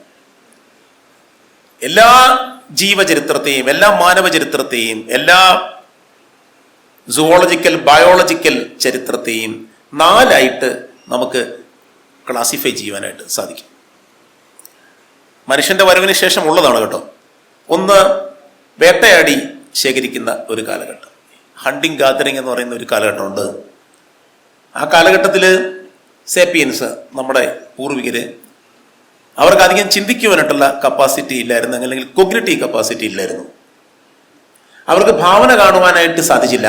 അവർക്ക് തൊട്ടപ്പുറത്തുള്ള ഇടങ്ങൾ എന്ത് പറയുന്നോ അതിനെക്കുറിച്ച് ഓർത്ത് ചിന്തിച്ച് അവരങ്ങ് മുന്നോട്ട് പോവുകയാണ്. വേട്ടയാടുക, ശേഖരിക്കുക, അത് കഴിക്കുക, സുഖമായിട്ട് ജീവിക്കുക. മറ്റു വലിയ ചിന്തയൊന്നും ഇല്ലായിരുന്നു ഈ കാലഘട്ടത്തിൽ. പക്ഷെ ഒരു കാര്യമുണ്ട്, ഈ കാലഘട്ടത്തെ അടയാളപ്പെടുത്തുന്ന മറ്റൊരു വസ്തുത എന്ന് പറയുന്നത് നേച്ചർ അവിടെ ഒരു സൂപ്പറായിരുന്നു. അങ്ങനെയാണ് സൂപ്പർ നാച്ചുറൽ എന്ന വാക്ക് തന്നെ ഉണ്ടാകുന്നത്. നേച്ചർ സൂപ്പറായിട്ടാണ് നിൽക്കുന്നത്. ഒരു വലിയ കൊടുങ്കാറ്റുണ്ടാകുമ്പം, പ്രളയം ഉണ്ടാകുമ്പം, ഭൂകമ്പം ഉണ്ടാകുമ്പം അതെന്താണെന്ന് മനസ്സിലാക്കുവാനായിട്ട് കഴിവില്ലാത്ത ഒരു കൂട്ടം മനുഷ്യര്. They lacked the knowledge to understand what is happening scientifically. ശാസ്ത്രീയമായിട്ട് അവർക്ക് മനസ്സിലാക്കുവാനായിട്ട് സാധിക്കുന്നില്ല. വലിയ കുന്നിൽ കുറേ മരങ്ങൾ നിൽപ്പുണ്ടെങ്കിൽ ആ മരങ്ങളെ നോക്കി അവിടെ സ്പിരിറ്റ് ഉണ്ട്, അല്ലെങ്കിൽ അത്ഭുത ശക്തിയുണ്ട്, അല്ലെങ്കിൽ ദൈവമുണ്ട് എന്നൊക്കെ പിന്നീട് വാദിക്കുന്ന ആൾക്കാരായിരുന്നു ഇവര്. ഇവിടാണ് ഒരു സൂപ്പർ നാച്ചുറലിസം ഉണ്ടാകുന്നത്. കാരണം നമുക്കൊക്കെ വളരെ തെറ്റായ രീതിയിലുള്ള ഒരു ചിന്തയുണ്ട്. ഇന്നത്തെ മാനവ സംസ്കാരം മൊത്തം നശിപ്പിക്കുകയാണ്, ഇന്ന് മൊത്തം ഇവിടെ പ്രശ്നങ്ങൾ ഉണ്ടാക്കുകയാണെന്നൊരു ചിന്ത നമുക്കുണ്ട്. നമ്മളാണ് ഇതിനെല്ലാം കാരണം, സാങ്കേതിക സംവിധാനങ്ങളാണ് ഇതിന് കാരണം, നമ്മുടെ ആശയങ്ങളാണ് ഇതിന് കാരണം, നമ്മുടെ മനോഭാവമാണ് ഇതിന് കാരണമെന്നൊക്കെയാണ് സാധാരണ നമ്മൾ ചിന്തിക്കുന്നത്. പക്ഷെ പുറകിലേക്ക് പോകുമ്പോൾ ഈ സമയത്ത് ഇവർക്ക് എന്തുകൊണ്ട് ഈ മനോഭാവം ഇല്ലായിരുന്നു എന്ന് ചിന്തിക്കുമ്പോൾ കാണുന്ന ഒരു പ്രധാനപ്പെട്ട ഒരു കാരണം, അതിൻ്റെ ഒരു കാര്യം എന്ന് പറയുന്നത് അവരുടെ ചിന്തയുടെ ശക്തിയിൽ നിന്നും, ചിന്തിക്കുന്ന ശക്തിയിൽ നിന്നും പ്രത്യേക രീതിയിലുള്ള ഒരു ഭാവനയെ കാണുവാനായിട്ട്, അവർക്ക് വേണ്ടി ഒരു ഭാവനയെ കാണുവാനായിട്ട് ശേഷിയില്ലാത്ത ആൾക്കാർ താമസിച്ചിരുന്ന കാലഘട്ടം. വേട്ടയാടുക, ശേഖരിക്കുക, അതുവഴി പോകുക, പ്രകൃതിയെ വലിയ ഒരു ബിംബമായിട്ട്, ശക്തിയായിട്ട് കാണുക, ആരാധിച്ചില്ലെങ്കിലും. രണ്ടാമത്തെ ഒരു കാലഘട്ടം, ഇത് പ്രകൃതി ശാസ്ത്ര ചരിത്രകാരന്മാരും പാരിസ്ഥിതിക ചരിത്രകാരന്മാരും ശാസ്ത്രജ്ഞന്മാരും ഒക്കെ ക്ലാസിഫൈ ചെയ്തിട്ടുള്ള ഏറ്റവും പ്രധാനപ്പെട്ട രണ്ടാമത്തെ കാലഘട്ടം എന്ന് പറയുന്നത്, നമ്മൾ നായാടികളുടെ അല്ലെങ്കിൽ നൊമാഡിക് പാസ്റ്ററലിസ്റ്റ് എന്ന് പറയും. ഒരു സ്ഥലത്ത് നിന്ന് മറ്റൊരു സ്ഥലത്തേക്ക് സഞ്ചരിക്കുക, ഇല്ലെങ്കിൽ പാസ്റ്ററലിസ്റ്റിലേക്ക് മാറുക, ഡൊമസ്റ്റിക്കേഷൻ ഓഫ് ക്യാറ്റില്, കന്നുകാലി വളർത്തലിലേക്കൊക്കെ മാറുന്ന ഒരു കാലഘട്ടം. ആ കാലഘട്ടത്തിലാണ് എനർജിയെ യൂസ് ചെയ്യാനായിട്ട് ആദ്യ മനുഷ്യന്മാർ പഠിക്കുന്നത്, എനർജി എങ്ങനെയാണ് യൂസ് ചെയ്യേണ്ടതുള്ളത്. അപ്പൊ അവിടെ സംഭവിച്ചൊരു കാര്യമുണ്ട്. ഈ നൊമാഡിക് പാസ്റ്ററൽ കാലഘട്ടത്തിൽ പ്രകൃതിക്ക് നമ്മൾ ഇന്ന് പറയുന്ന യൂസ് വാല്യൂ, ഇന്ന് ഏറ്റവും പ്രധാനപ്പെട്ട ഒരു വാല്യൂ യൂസ് വാല്യൂ ആണ്. യൂസ് വാല്യൂവിനെ കുറിച്ച് ആദ്യം മനുഷ്യൻ മനസ്സിലാക്കുന്നതാണ്. ഇതിനെ ഉപയോഗിച്ച് എനിക്ക് ഇന്ന രീതിയിലുള്ള കാര്യങ്ങൾ ചെയ്തു തീർക്കുവാനായിട്ട് സാധിക്കും. ഈ കാലഘട്ടത്തിലാണ് പ്രകൃതിയിൽ നിന്നും മാക്സിമം അകന്ന് നമ്മുടെ ആദിമ മനുഷ്യർ ചിന്തിക്കുവാനായിട്ട് തുടങ്ങിയത്. Thinking apart from nature. Nature മറ്റൊരു വസ്തുവാണ്. ഇവിടെ സ്ഥലമില്ല എങ്കിൽ നമുക്ക് അവിടെ പോകാം, ഇവിടെ നല്ല മരമില്ലെങ്കിൽ അവിടെ പോകാം, ഇവിടെ നല്ല ജന്തുക്കളെ വേട്ടയാടാൻ കിട്ടുന്നില്ലെങ്കിൽ അവിടെ പോകാം എന്ന രീതിയിലുള്ള ഒരു ഇമാജിനേഷൻ അവരുടെ മനസ്സിലേക്ക് വരികയാണ്. അപ്പൊ ഈ ഭൂപ്രദേശത്തെക്കുറിച്ചുള്ള അവരുടെ ജ്ഞാനം ഉണ്ടായത് സ്പീഡ് ഗെയിൻ ചെയ്തതുകൊണ്ടാണ്, വേഗത ഗെയിൻ ചെയ്തതുകൊണ്ടാണ്. ആ വേഗതയിലൂടെ കൂടുതൽ സ്ഥലങ്ങളെ കണ്ടെത്തുവാനായിട്ട് സാധിക്കുകയും ആ വേഗത തന്നെ അവർക്ക് പ്രത്യേക രീതിയിലുള്ള ഭാവനകളെ ഉണർത്തുവാനായിട്ട്, ഉണ്ടാക്കിയെടുക്കുവാനായിട്ട് അവർക്ക് സാധിക്കുകയും ചെയ്തതാണ് രണ്ടാമത്തെ പ്രധാനപ്പെട്ട മാനവ ചരിത്രത്തിലെ, മാനവ സംസ്കാരത്തിലെ, ദ ഹോൾ ഹ്യൂമൻ സിവിലൈസേഷനിലെ രണ്ടാമത്തെ പ്രധാനപ്പെട്ട ഘട്ടം അതാണ്. ഞാനിത് വളരെ കംപ്രസ് ചെയ്ത് ചെറിയൊരു ഔട്ട്ലൈനിൽ പറയുകയാണ്. കാര്യം എൻ്റെ വിഷയത്തിലേക്ക് വരണമെന്നുണ്ടെങ്കിൽ നിങ്ങൾക്കൊരു ഊഹം ഉണ്ടാകണം, അതിനുവേണ്ടി മാത്രം. മൂന്നാമത്തെ ഘട്ടം എന്ന് പറയുന്നത്, മൂന്നാമത്തെ ഘട്ടത്തെക്കുറിച്ച് ജാറെ ദ ഡയമണ്ട് എന്ന് പറയുന്നൊരു ചരിത്രകാരൻ, നിങ്ങൾ വായിക്കാൻ താല്പര്യമുള്ളവരാണെങ്കിൽ വായിക്കേണ്ട ഒരു പുസ്തകമാണ് ഗൺസ് ജേംസ് ആൻഡ് സ്റ്റീൽ എന്ന് പറഞ്ഞൊരു പുസ്തകമുണ്ട്. ഗൺസ് ജേംസ് ആൻഡ് സ്റ്റീൽ എന്ന് പറഞ്ഞൊരു പുസ്തകത്തിൽ ജാറെ ദ ഡയമണ്ട് പറയുന്ന ഒരു കാര്യമുണ്ട്. ഈ മൂന്നാമത്തെ കാലഘട്ടത്തെ കുറിച്ചാണ്. നമ്മളൊക്കെ ഏറ്റവും കൂടുതൽ വിപ്ലവകരമായ മാറ്റങ്ങൾ ലോകത്തിൽ സമ്മാനിച്ച, വിപ്ലവകരമായ രീതിയിലുള്ള കുടമാറ്റങ്ങൾ, പാരഡൈം ഷിഫ്റ്റുകൾ ഈ ലോക ചരിത്രത്തിൽ ഉണ്ടായ ഒരു കാലഘട്ടം. ആ കാലഘട്ടമാണ് നമ്മൾ സ്ഥിരതാമസമായി ഒരു സ്ഥലത്ത് താമസിച്ച് കൃഷി ചെയ്യാൻ തുടങ്ങിയത്. സെറ്റിൽഡ് അഗ്രികൾച്ചർ എന്ന് പറയും. അതിനെ നിയോലിതിക് കാലഘട്ടത്തിൽ ഉണ്ടായ ഏറ്റവും വലിയ വിപ്ലവമായിട്ടാണ് കരുതുന്നത്. ലോകത്തിൽ ആദ്യമായൊരു വിപ്ലവം ഉണ്ടായെങ്കിൽ ആ വിപ്ലവം ഉണ്ടായത് പ്രീഹിസ്റ്റോറിക് പീരീഡിലാണ്. ആ പീരീഡിൽ ഉണ്ടായ വിപ്ലവത്തിന്റെ പേരാണ് നവീന ശിലായുഗ വിപ്ലവം, അല്ലെങ്കിൽ നിയോലിത്തിക് റവല്യൂഷൻ എന്ന് പറയും. ആ നിയോലിത്തിക് റവല്യൂഷൻ എന്ന് പറഞ്ഞാൽ കല്ലുകളെ മാറ്റിയെടുത്ത, കല്ലുകളുടെ രൂപമാറ്റത്തിലൂടെ ഉണ്ടാക്കിയെടുത്തൊരു വിപ്ലവമായിരുന്നില്ല, കൃഷി വിപ്ലവമായിരുന്നു. ഒരു സ്ഥലത്ത് താമസിച്ച് കൃഷി ചെയ്ത് അതിന് തൊട്ട് മുമ്പുള്ള കാലഘട്ടത്തിൽ അപ്പർ പാലിയോലിതിക് പീരീഡിലാണ് തീ കണ്ടുപിടിക്കുന്നവരോട് നിങ്ങൾക്കറിയാം ഏറ്റവും വലിയ ടെക്നോളജി അവരുടെ കയ്യിലേക്ക് വന്നെത്തിത്തീരുകയാണ്. ധാരാളം സ്ഥലങ്ങൾ കത്തിച്ചു വിട്ട് അവിടെ കൃഷി ചെയ്ത് അവർ മുന്നോട്ട് പോവുകയാണ്. അപ്പം ഈ കൃഷിയെ കുറിച്ചിട്ട്, ഈ കൃഷി വിപ്ലവത്തെ കുറിച്ച്, മഹത്തായ കൃഷി വിപ്ലവത്തെ കുറിച്ചിട്ട് ജാറേദ് ഡയമണ്ട് പറയുന്ന ഒരു വാക്കുണ്ട്. നമ്മളൊക്കെ ഞെട്ടിപ്പോയി, ഞാനത് വായിച്ചപ്പോൾ ഞെട്ടിപ്പോയ ഒരു സെന്റൻസ് ആണ്. Agricultural revolution is the greatest fraud in human history എന്നാണ് പറയുന്നത്. Agricultural revolution is the greatest fraud in human history എന്നാണ് പറയുന്നത്. ഈ ഒറ്റ വാചകത്തെ എടുത്തിട്ട് പലരും വായിച്ചിട്ടുള്ള, വളരെ പോപ്പുലറായിട്ട് നമുക്ക് ഒത്തിരി സന്തോഷം തോന്നിക്കുന്ന ഒരു നോവൽ പോലെ വായിക്കാൻ പറ്റുന്ന മറ്റൊരു പുസ്തകമുണ്ട്. അതെഴുതിയത് യുവൽ നോവ ഹരാരി എന്ന് പറയുന്നൊരു ചരിത്രകാരനാണ്. നിങ്ങളിൽ ആരെങ്കിലും ഇത് വായിച്ചു കാണും അല്ലേ? യുവൽ നോവ ഹരാരിയുടെ പുസ്തകം സേപ്പിയൻസ് എന്ന് നമ്മുടെ ലൈബ്രറിയിലുണ്ടോ? സേപ്പിയൻസ് എന്ന് പറയുന്ന പുസ്തകം. അതിൻ്റെ ഇംഗ്ലീഷ് ട്രാൻസ്ലേഷനൊക്കെ വന്നിട്ടുണ്ട്, മലയാളം ട്രാൻസ്ലേഷൻ വന്നിട്ടുണ്ട്. പക്ഷെ അത് നിങ്ങൾ വായിക്കരുത്, കാര്യം അർത്ഥം മാറിപ്പോകുന്നുണ്ട് പലയിടത്തും. അതിൻ്റെ ഇംഗ്ലീഷ് വളരെ സിമ്പിളായിട്ട് നെഹ്റുവിൻ്റെ ഇംഗ്ലീഷ് പോലുള്ള ഇംഗ്ലീഷിൽ ഹരാരി എഴുതിയ പുസ്തകമാണ് സേപ്പിയൻസ് എന്ന് പറയുന്നത്. അതായത് നമ്മൾ ഹോമോസേപ്പിയൻസ് എന്ന് കേട്ടിട്ടില്ലേ? നമ്മൾ തന്നെ സേപ്പിയൻസിനെ കുറിച്ചിട്ട്. Agricultural revolution is the greatest fraud in human history എന്ന് പറഞ്ഞാൽ കൃഷിയാണ് ലോക ചരിത്രത്തിലെ ഏറ്റവും വലിയ വഞ്ചന, ചതി, കൊടുംചതി എന്നൊക്കെ ജാറേദ് ഡയമണ്ട് പറഞ്ഞ ആ വാക്കുകളെ അദ്ദേഹം ഒന്ന് എക്സ്റ്റെൻഡ് ചെയ്ത് പറയുന്ന ഒരു കാര്യമുണ്ട്. അവിടെയാണ് നമുക്ക് ഈ ഞെട്ടല് മാറുന്നത്. ജാറേദ് ഡയമണ്ട് സൃഷ്ടിച്ച ഞെട്ടല് മാറ്റിയത് ഇസ്രായേലി ചരിത്രകാരനായ യുവൽ നോവ ഹരാരിയാണ്. ഇവർ തമ്മിലും വലിയ ബന്ധമുണ്ട്. കാര്യം ജാറേദ് ഡയമണ്ട് എന്ന് പറയുന്ന ആള് നിങ്ങളെ പോലെ ഈ ഗോൾ ബ്ലാഡർ സ്പെഷ്യലിസ്റ്റ് ഒക്കെയായിരുന്നു. അദ്ദേഹം ഒരു മെഡിക്കൽ ഫീൽഡിൽ സ്പെഷ്യലൈസ് ചെയ്ത ആള് അദ്ദേഹം പിന്നീട് ചരിത്രത്തിലേക്ക് വരികയാണ് ഉണ്ടായത്. അദ്ദേഹം ചരിത്രത്തിൽ വന്നപ്പോൾ ചരിത്രത്തിന്റെ ഉന്മാദത്തെ അദ്ദേഹത്തിന്റെ എഴുത്തുകളിലൊക്കെ കൊണ്ടുവരുവാനായിട്ട് അദ്ദേഹം സാധിച്ചു. ഒരു എന്താണ് പറയുന്നത്, ഒരു മാഡ്നസ് ഓഫ് റൈറ്റിംഗ് ഹിസ്റ്ററി. ആ ജാറേദ് ഡയമണ്ടിന്റെ agriculture revolution is the greatest fraud in human history എന്നുള്ള വാക്കിനെ നമുക്ക് മനസ്സിലാകുന്ന രീതിയിലുള്ള ഒരു അർത്ഥതലത്തിലേക്ക് കൊണ്ടുവന്നത് യുവൽ നോവ ഹരാരിയുടെ ഗ്രന്ഥത്തിലാണ്. അദ്ദേഹം പറയുന്നുണ്ട്, നമ്മൾ ചിന്തിക്കും നമ്മളാണ് ഗോതമ്പിനെ ഡൊമസ്റ്റിക്കേറ്റ് ചെയ്തതെന്ന്. യുവൽ നോവ ഹരാരി പറയുന്നുണ്ട്, ജാറേദ് ഡയമണ്ടിന്റെ ഈ കോട്ടിൽ നിന്നാണ് അദ്ദേഹം വരുന്നത്, it is wheat that domesticated the humans എന്നാണ് പറയുന്നത്. നിങ്ങൾ മനുഷ്യരെ ഡൊമസ്റ്റിക്കേറ്റ് ചെയ്തത് വീറ്റാണ്. കാഞ്ഞിരപ്പള്ളിക്കാർക്ക് കൃത്യമായിട്ട് ഇത് മനസ്സിലാകും. കാരണം 1903 മുതൽ ഇവിടെ റബ്ബർ വന്ന അന്ന് മുതൽ റബ്ബർ നമ്മളെ ഡൊമസ്റ്റിക്കേറ്റ് ചെയ്യാൻ തുടങ്ങി. നമ്മുടെ വിചാരം നമ്മൾ റബ്ബറിനെ ഡൊമസ്റ്റിക്കേറ്റ് ചെയ്യുന്നതാണ്. റബ്ബറിന് വേണ്ടി നിലമൊരുക്കി, റബ്ബറിന് വേണ്ടി വളം ചെയ്തു, റബ്ബറിന് വേണ്ടി മറ്റെല്ലാ വൃക്ഷങ്ങളും വെട്ടി നിരത്തി, അല്ലെ? അങ്ങനെയാണ് 1940-ലും 50-ലും ഒക്കെ ബൈബിളിൽ പറയുന്ന പോലെ റബ്ബർ പാൽ വൃക്ഷത്തിന്റെ ചുവട്ടിലിരുന്ന് കരയേണ്ടി വരും എന്ന് പറഞ്ഞൊരു കാലഘട്ടത്തിൽ 40, 50, 60-ലും ഒക്കെ അങ്ങോട്ട് കുടിയേറിപ്പോയത്, മലബാറിലേക്ക് കുടിയേറിപ്പോയത്. അപ്പൊ ആരാ നമ്മളെ ഡൊമസ്റ്റിക്കേറ്റ് ചെയ്തത്? റബ്ബറാണ് നമ്മളെ ഡൊമസ്റ്റിക്കേറ്റ് ചെയ്തത്. ഞാനൊരു പ്രദേശത്തെ വെച്ച് പറഞ്ഞതുകൊണ്ട് നിങ്ങൾക്ക് മനസ്സിലാകാൻ വേണ്ടി മാത്രം പറഞ്ഞത്. അല്ലെങ്കിൽ പാഡിയാണ് നമ്മളെ ഡൊമസ്റ്റിക്കേറ്റ് ചെയ്തത്, നെല്ല്. അതുകൊണ്ടാണ് ചില ചരിത്രകാരന്മാരൊക്കെ നെല്ലിന് പുറകെ മാത്രം പോകുന്നത്. മറ്റു വിളകളൊന്നും വേണ്ട, നെല്ല് മാത്രം മതി, നെല്ലാണ് കേരളത്തിന്റെ ചരിത്രത്തെ സൃഷ്ടിച്ചതെന്നൊക്കെയുള്ള വാദങ്ങളൊക്കെ, അതൊക്കെ ഇപ്പം വേറെ രീതിയിലുള്ള വാദങ്ങളൊക്കെ ഉണ്ടായി വരുന്നുണ്ട്. പക്ഷെ എങ്കിലും ഈ പ്രധാനപ്പെട്ട ഒരു മാറ്റം, ഒരു കുടമാറ്റം, ഒരു പാരഡൈം ഷിഫ്റ്റ് ഉണ്ടായ ഒരു കാലഘട്ടമാണ് ഈ സ്ഥിരമായി കൃഷി ചെയ്യുന്ന ഒരു കാലഘട്ടം. ആ കാലഘട്ടത്തിലാണ് മറ്റൊരു പ്രധാനപ്പെട്ട ടെക്നോളജി, സാങ്കേതിക സംവിധാനം മനുഷ്യൻ കണ്ടെത്തുന്നത്. അതിൻ്റെ പേരാണ് മാനുവറിങ് അല്ലെങ്കിൽ ഫെർട്ടിലൈസേഷൻ. അതായത് പ്രകൃതിയുടെ മണ്ണിന്റെ ഉർവരതയെ, മണ്ണിന്റെ ഫലഭൂയിഷ്ഠതയെ കൂട്ടുവാൻ വേണ്ടി വളം ചെയ്യുക എന്ന് പറയുന്നത്. അന്ന് കിട്ടുന്ന വളം എന്ന് പറഞ്ഞാൽ നമ്മൾ ഇന്ന് കാണുന്ന വളങ്ങളൊന്നുമല്ല, മറ്റു രീതിയിൽ അവർ ചിന്തിച്ച വളമാണെന്ന് തോന്നിയ രീതിയിലുള്ള സാധനങ്ങളൊക്കെ കൊണ്ടിടുക, കൂടുതൽ ഉണ്ടാക്കിയെടുക്കുമ്പോൾ കൂടുതൽ വീണ്ടും ഉണ്ടാക്കണം എന്നുള്ള ആഗ്രഹം വരികയാണ്. അങ്ങനെ മനുഷ്യന്റെ മനോഭാവത്തിൽ മാറ്റം സംഭവിച്ചു. നമ്മൾ ഈ ചരിത്രത്തിൽ ഉടനീളം നമ്മൾ കാണുന്നത് മനുഷ്യന്റെ മനോഭാവത്തിലെ മാറ്റം കൂടിയാണ്. അപ്പൊ ഈ കാലഘട്ടത്തിൽ, ഏത് കാലഘട്ടത്തിൽ, ഈ കൃഷി സ്ഥിരത്തൊഴിലാക്കി മാറ്റിയ കാലഘട്ടത്തിലെ മനോഭാവ മാറ്റത്തിൽ ഏറ്റവും പ്രധാനപ്പെട്ട ഒരു ആശയം അവർക്കുണ്ടായി വന്നത് കൂടുതൽ സമാഹരിച്ച് കൂടുതൽ റവന്യൂ ജനറേറ്റ് ചെയ്യുക എന്നുള്ളതാണ്.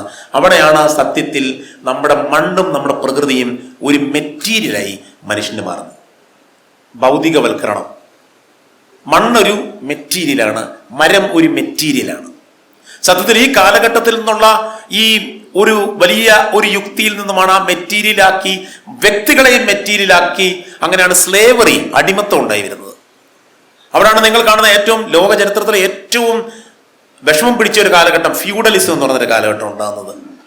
ഫ്യൂഡൽ ലോഡ്സിന്റെ ഒക്കെ ആശയം ഇതിനെ മെറ്റീരിയലായിട്ട് കാണുക എന്നുള്ളതായിരുന്നു. ആ മെറ്റീരിയലിനകത്ത് പ്രവർത്തിക്കുന്ന ജോലി ചെയ്യുന്ന ആൾക്കാർ, പ്രത്യേകിച്ചും കറുത്ത വർഗ്ഗക്കാര്, അവരടിമകളായി മാറിയൊരു ചരിത്രം ഉണ്ടാകുന്നത് അങ്ങനെയാണ്. അപ്പം ഈ മണ്ണ് തന്നെ, ഈ ദ്രവ്യങ്ങൾ തന്നെ, ഈ സസ്യങ്ങൾ തന്നെ, അല്ലെങ്കിൽ ഈ ക്രോപ്സ് തന്നെ നമ്മളെ ഡൊമസ്റ്റിക്കേറ്റ് ചെയ്ത പുതിയ ചരിത്രങ്ങളെ സൃഷ്ടിച്ചു കൊണ്ടിരിക്കുകയാണ്. അപ്പം നമുക്ക് അവിടെ ചിന്തിക്കാം, നമ്മൾ നോക്കുമ്പോഴത്തേക്കും അവിടെ കാണുന്ന ഒരു പ്രതിഭാസം എന്ന് പറയുന്നത് നേച്ചർ ഡിറ്റർമിൻ ചെയ്യുന്നു എന്നുള്ളതാണ്. പ്രകൃതിയും പ്രകൃതിയിലെ സംവിധാനങ്ങളും പ്രകൃതി വിഭവങ്ങളും മറ്റു ഘടകങ്ങളും മനുഷ്യനെ ഡിറ്റർമിൻ ചെയ്യുകയാണ്, അവൻ്റെ ആഗ്രഹത്തെ സൃഷ്ടിക്കുകയാണ്, അവൻ്റെ മനോഭാവത്തെ സൃഷ്ടിക്കുകയാണ്, പുതിയ സംസ്കാരങ്ങളെ സൃഷ്ടിക്കുകയാണ്, പുതിയ അധികാര രൂപങ്ങളെ സൃഷ്ടിക്കുകയാണ്. അങ്ങനെയാണല്ലോ നമ്മുടെ സാമ്രാജ്യങ്ങളൊക്കെ ഉണ്ടായി വരുന്നത്. നമ്മൾ ചരിത്രത്തിൽ സാമ്രാജ്യങ്ങളെ കുറിച്ചൊക്കെ പഠിച്ചിട്ടുണ്ട്. ഈ സാമ്രാജ്യങ്ങളൊക്കെ ഉണ്ടായി വരുന്നതിന് പ്രധാന ആശയം എന്ന് പറയുന്നത് ഈ ദ്രവ്യത്തിൽ നിന്നാണ്. ദ്രവ്യം എന്ത് കിട്ടും, എത്രമാത്രം ലാഭം ഉണ്ടാക്കാൻ സാധിക്കും എന്നുള്ളതാണ്. അശോക മഹാരാജാവ് കലിംഗ എന്ന് പറയുന്ന സ്ഥലം പോലും ആക്രമിച്ച് കീഴടക്കി. എന്തിനു വേണ്ടിയാണ്?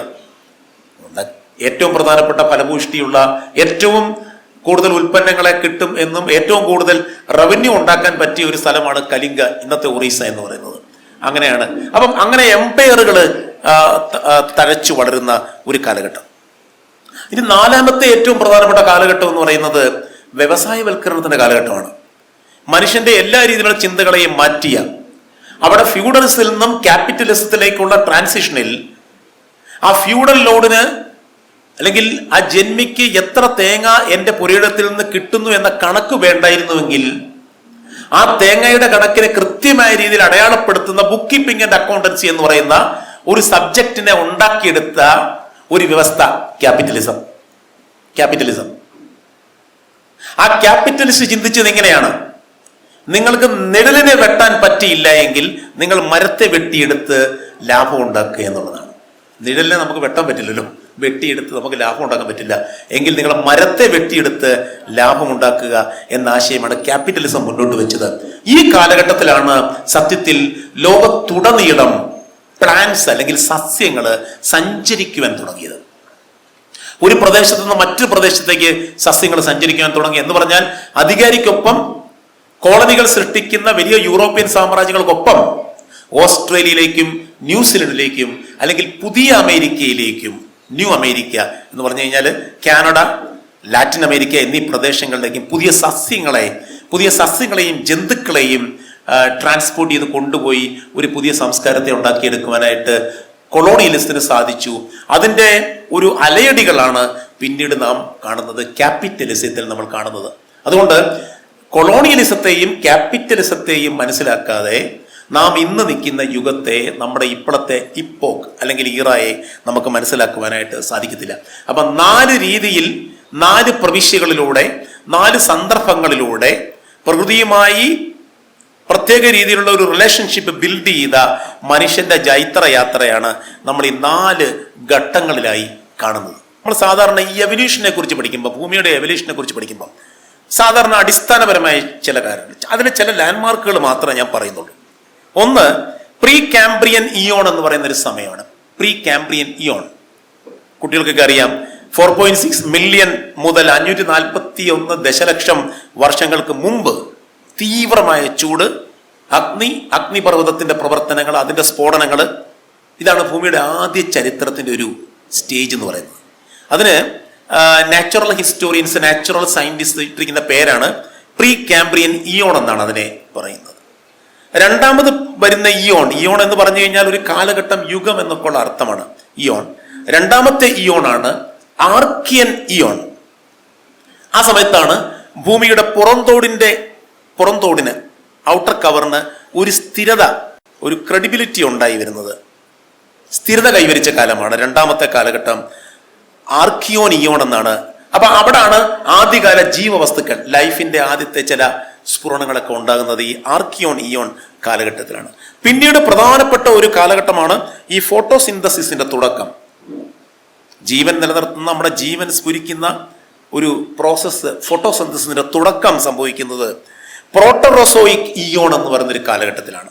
ഇതെല്ലാം ഈ പ്രീ കാംബ്രിയോൺ ഇയോൺ എന്ന് പറയുന്ന കാലഘട്ടത്തിലെ ഒരു സവിശേഷതകളാണ്.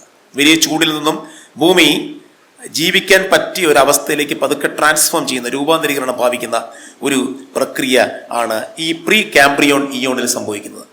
പിന്നീട് വരുന്ന ഏറ്റവും പ്രധാനപ്പെട്ട യുഗ കാലഘട്ടം എന്ന് പറയുന്നത് ഫാനറോസോയിക് ഇയോൺ എന്ന് പറയും. ഫാനറോസോയിക് ഇയോൺ, ആ കാലഘട്ടം എന്ന് പറയുന്നത് 541 മില്യൺസ് മുമ്പ് ഒരു വിസ്ഫോടനത്തെ കുറിച്ച് പറയുന്നത് കാംബ്രിയൻ വിസ്ഫോടനം എന്നാണ് അതിനെക്കുറിച്ച് പറയുന്നത്.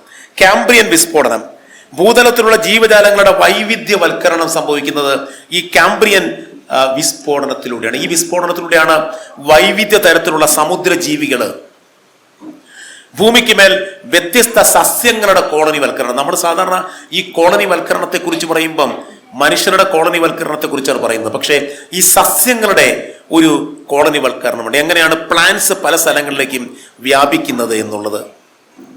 പിന്നീട് വരുന്ന ഒരു പ്രധാനപ്പെട്ട കാലഘട്ടത്തിലാണ് അതിനെ ദ ഫിഷ് ഏജ് എന്നാണ് വിളിക്കുന്നത്, മത്സ്യങ്ങളുടെ കാലം എന്നാണ് വിളിക്കുന്നത്.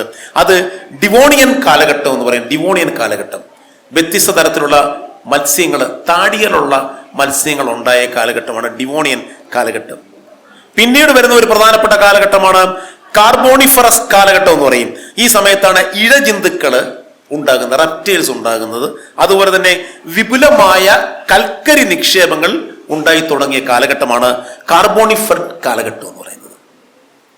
ഈ കാലഘട്ടത്തിന് ശേഷം മറ്റ് പ്രധാനപ്പെട്ട ഒരു കാലഘട്ടമാണ് പെർമിയൻ കാലഘട്ടം എന്ന് പറയുന്നത്. ഈ പെർമിയൻ കാലഘട്ടത്തിലാണ് ആദ്യമായിട്ട് ഒരു ഗ്രേറ്റ് ഡൈയിങ് എന്ന് പറയുന്ന ഫിനോമിന ഉണ്ടാകുന്നത്. അന്ന് വരെ ഉണ്ടായി വന്ന ജീവജാലങ്ങളൊക്കെ നശിച്ചു പോകുന്ന ഒരവസ്ഥ. അത് മനുഷ്യൻ ജീവിച്ച കാലഘട്ടമല്ല, അന്ന് മനുഷ്യൻ ഉണ്ടായിട്ടില്ല, അല്ലാതെ തന്നെ നാച്ചുറലായിട്ട് നശിച്ചു പോവുകയാണ്. 96% സമുദ്രജീവികളും 70% ഭൗമ കശേരുക്കളും വംശനാശം വന്ന് ഭൂമി തന്നെ ഇല്ലാതായി പോകും എന്ന് പറയുന്ന ഒരു രീതിയിലുണ്ടായ ഒരു കാലഘട്ടമാണ് ഈ പെർമിയൻ കാലഘട്ടം. ഗ്രേറ്റ് ഡൈയിങ്, മഹത്തായ മരണം എന്നൊക്കെ പറയുന്ന ഒരു കാലഘട്ടം.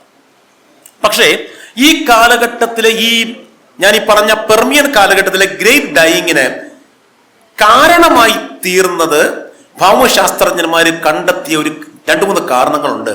അതിൽ ഏറ്റവും പ്രധാനപ്പെട്ട കാരണമാണ് കാലാവസ്ഥ വ്യതിയാനം.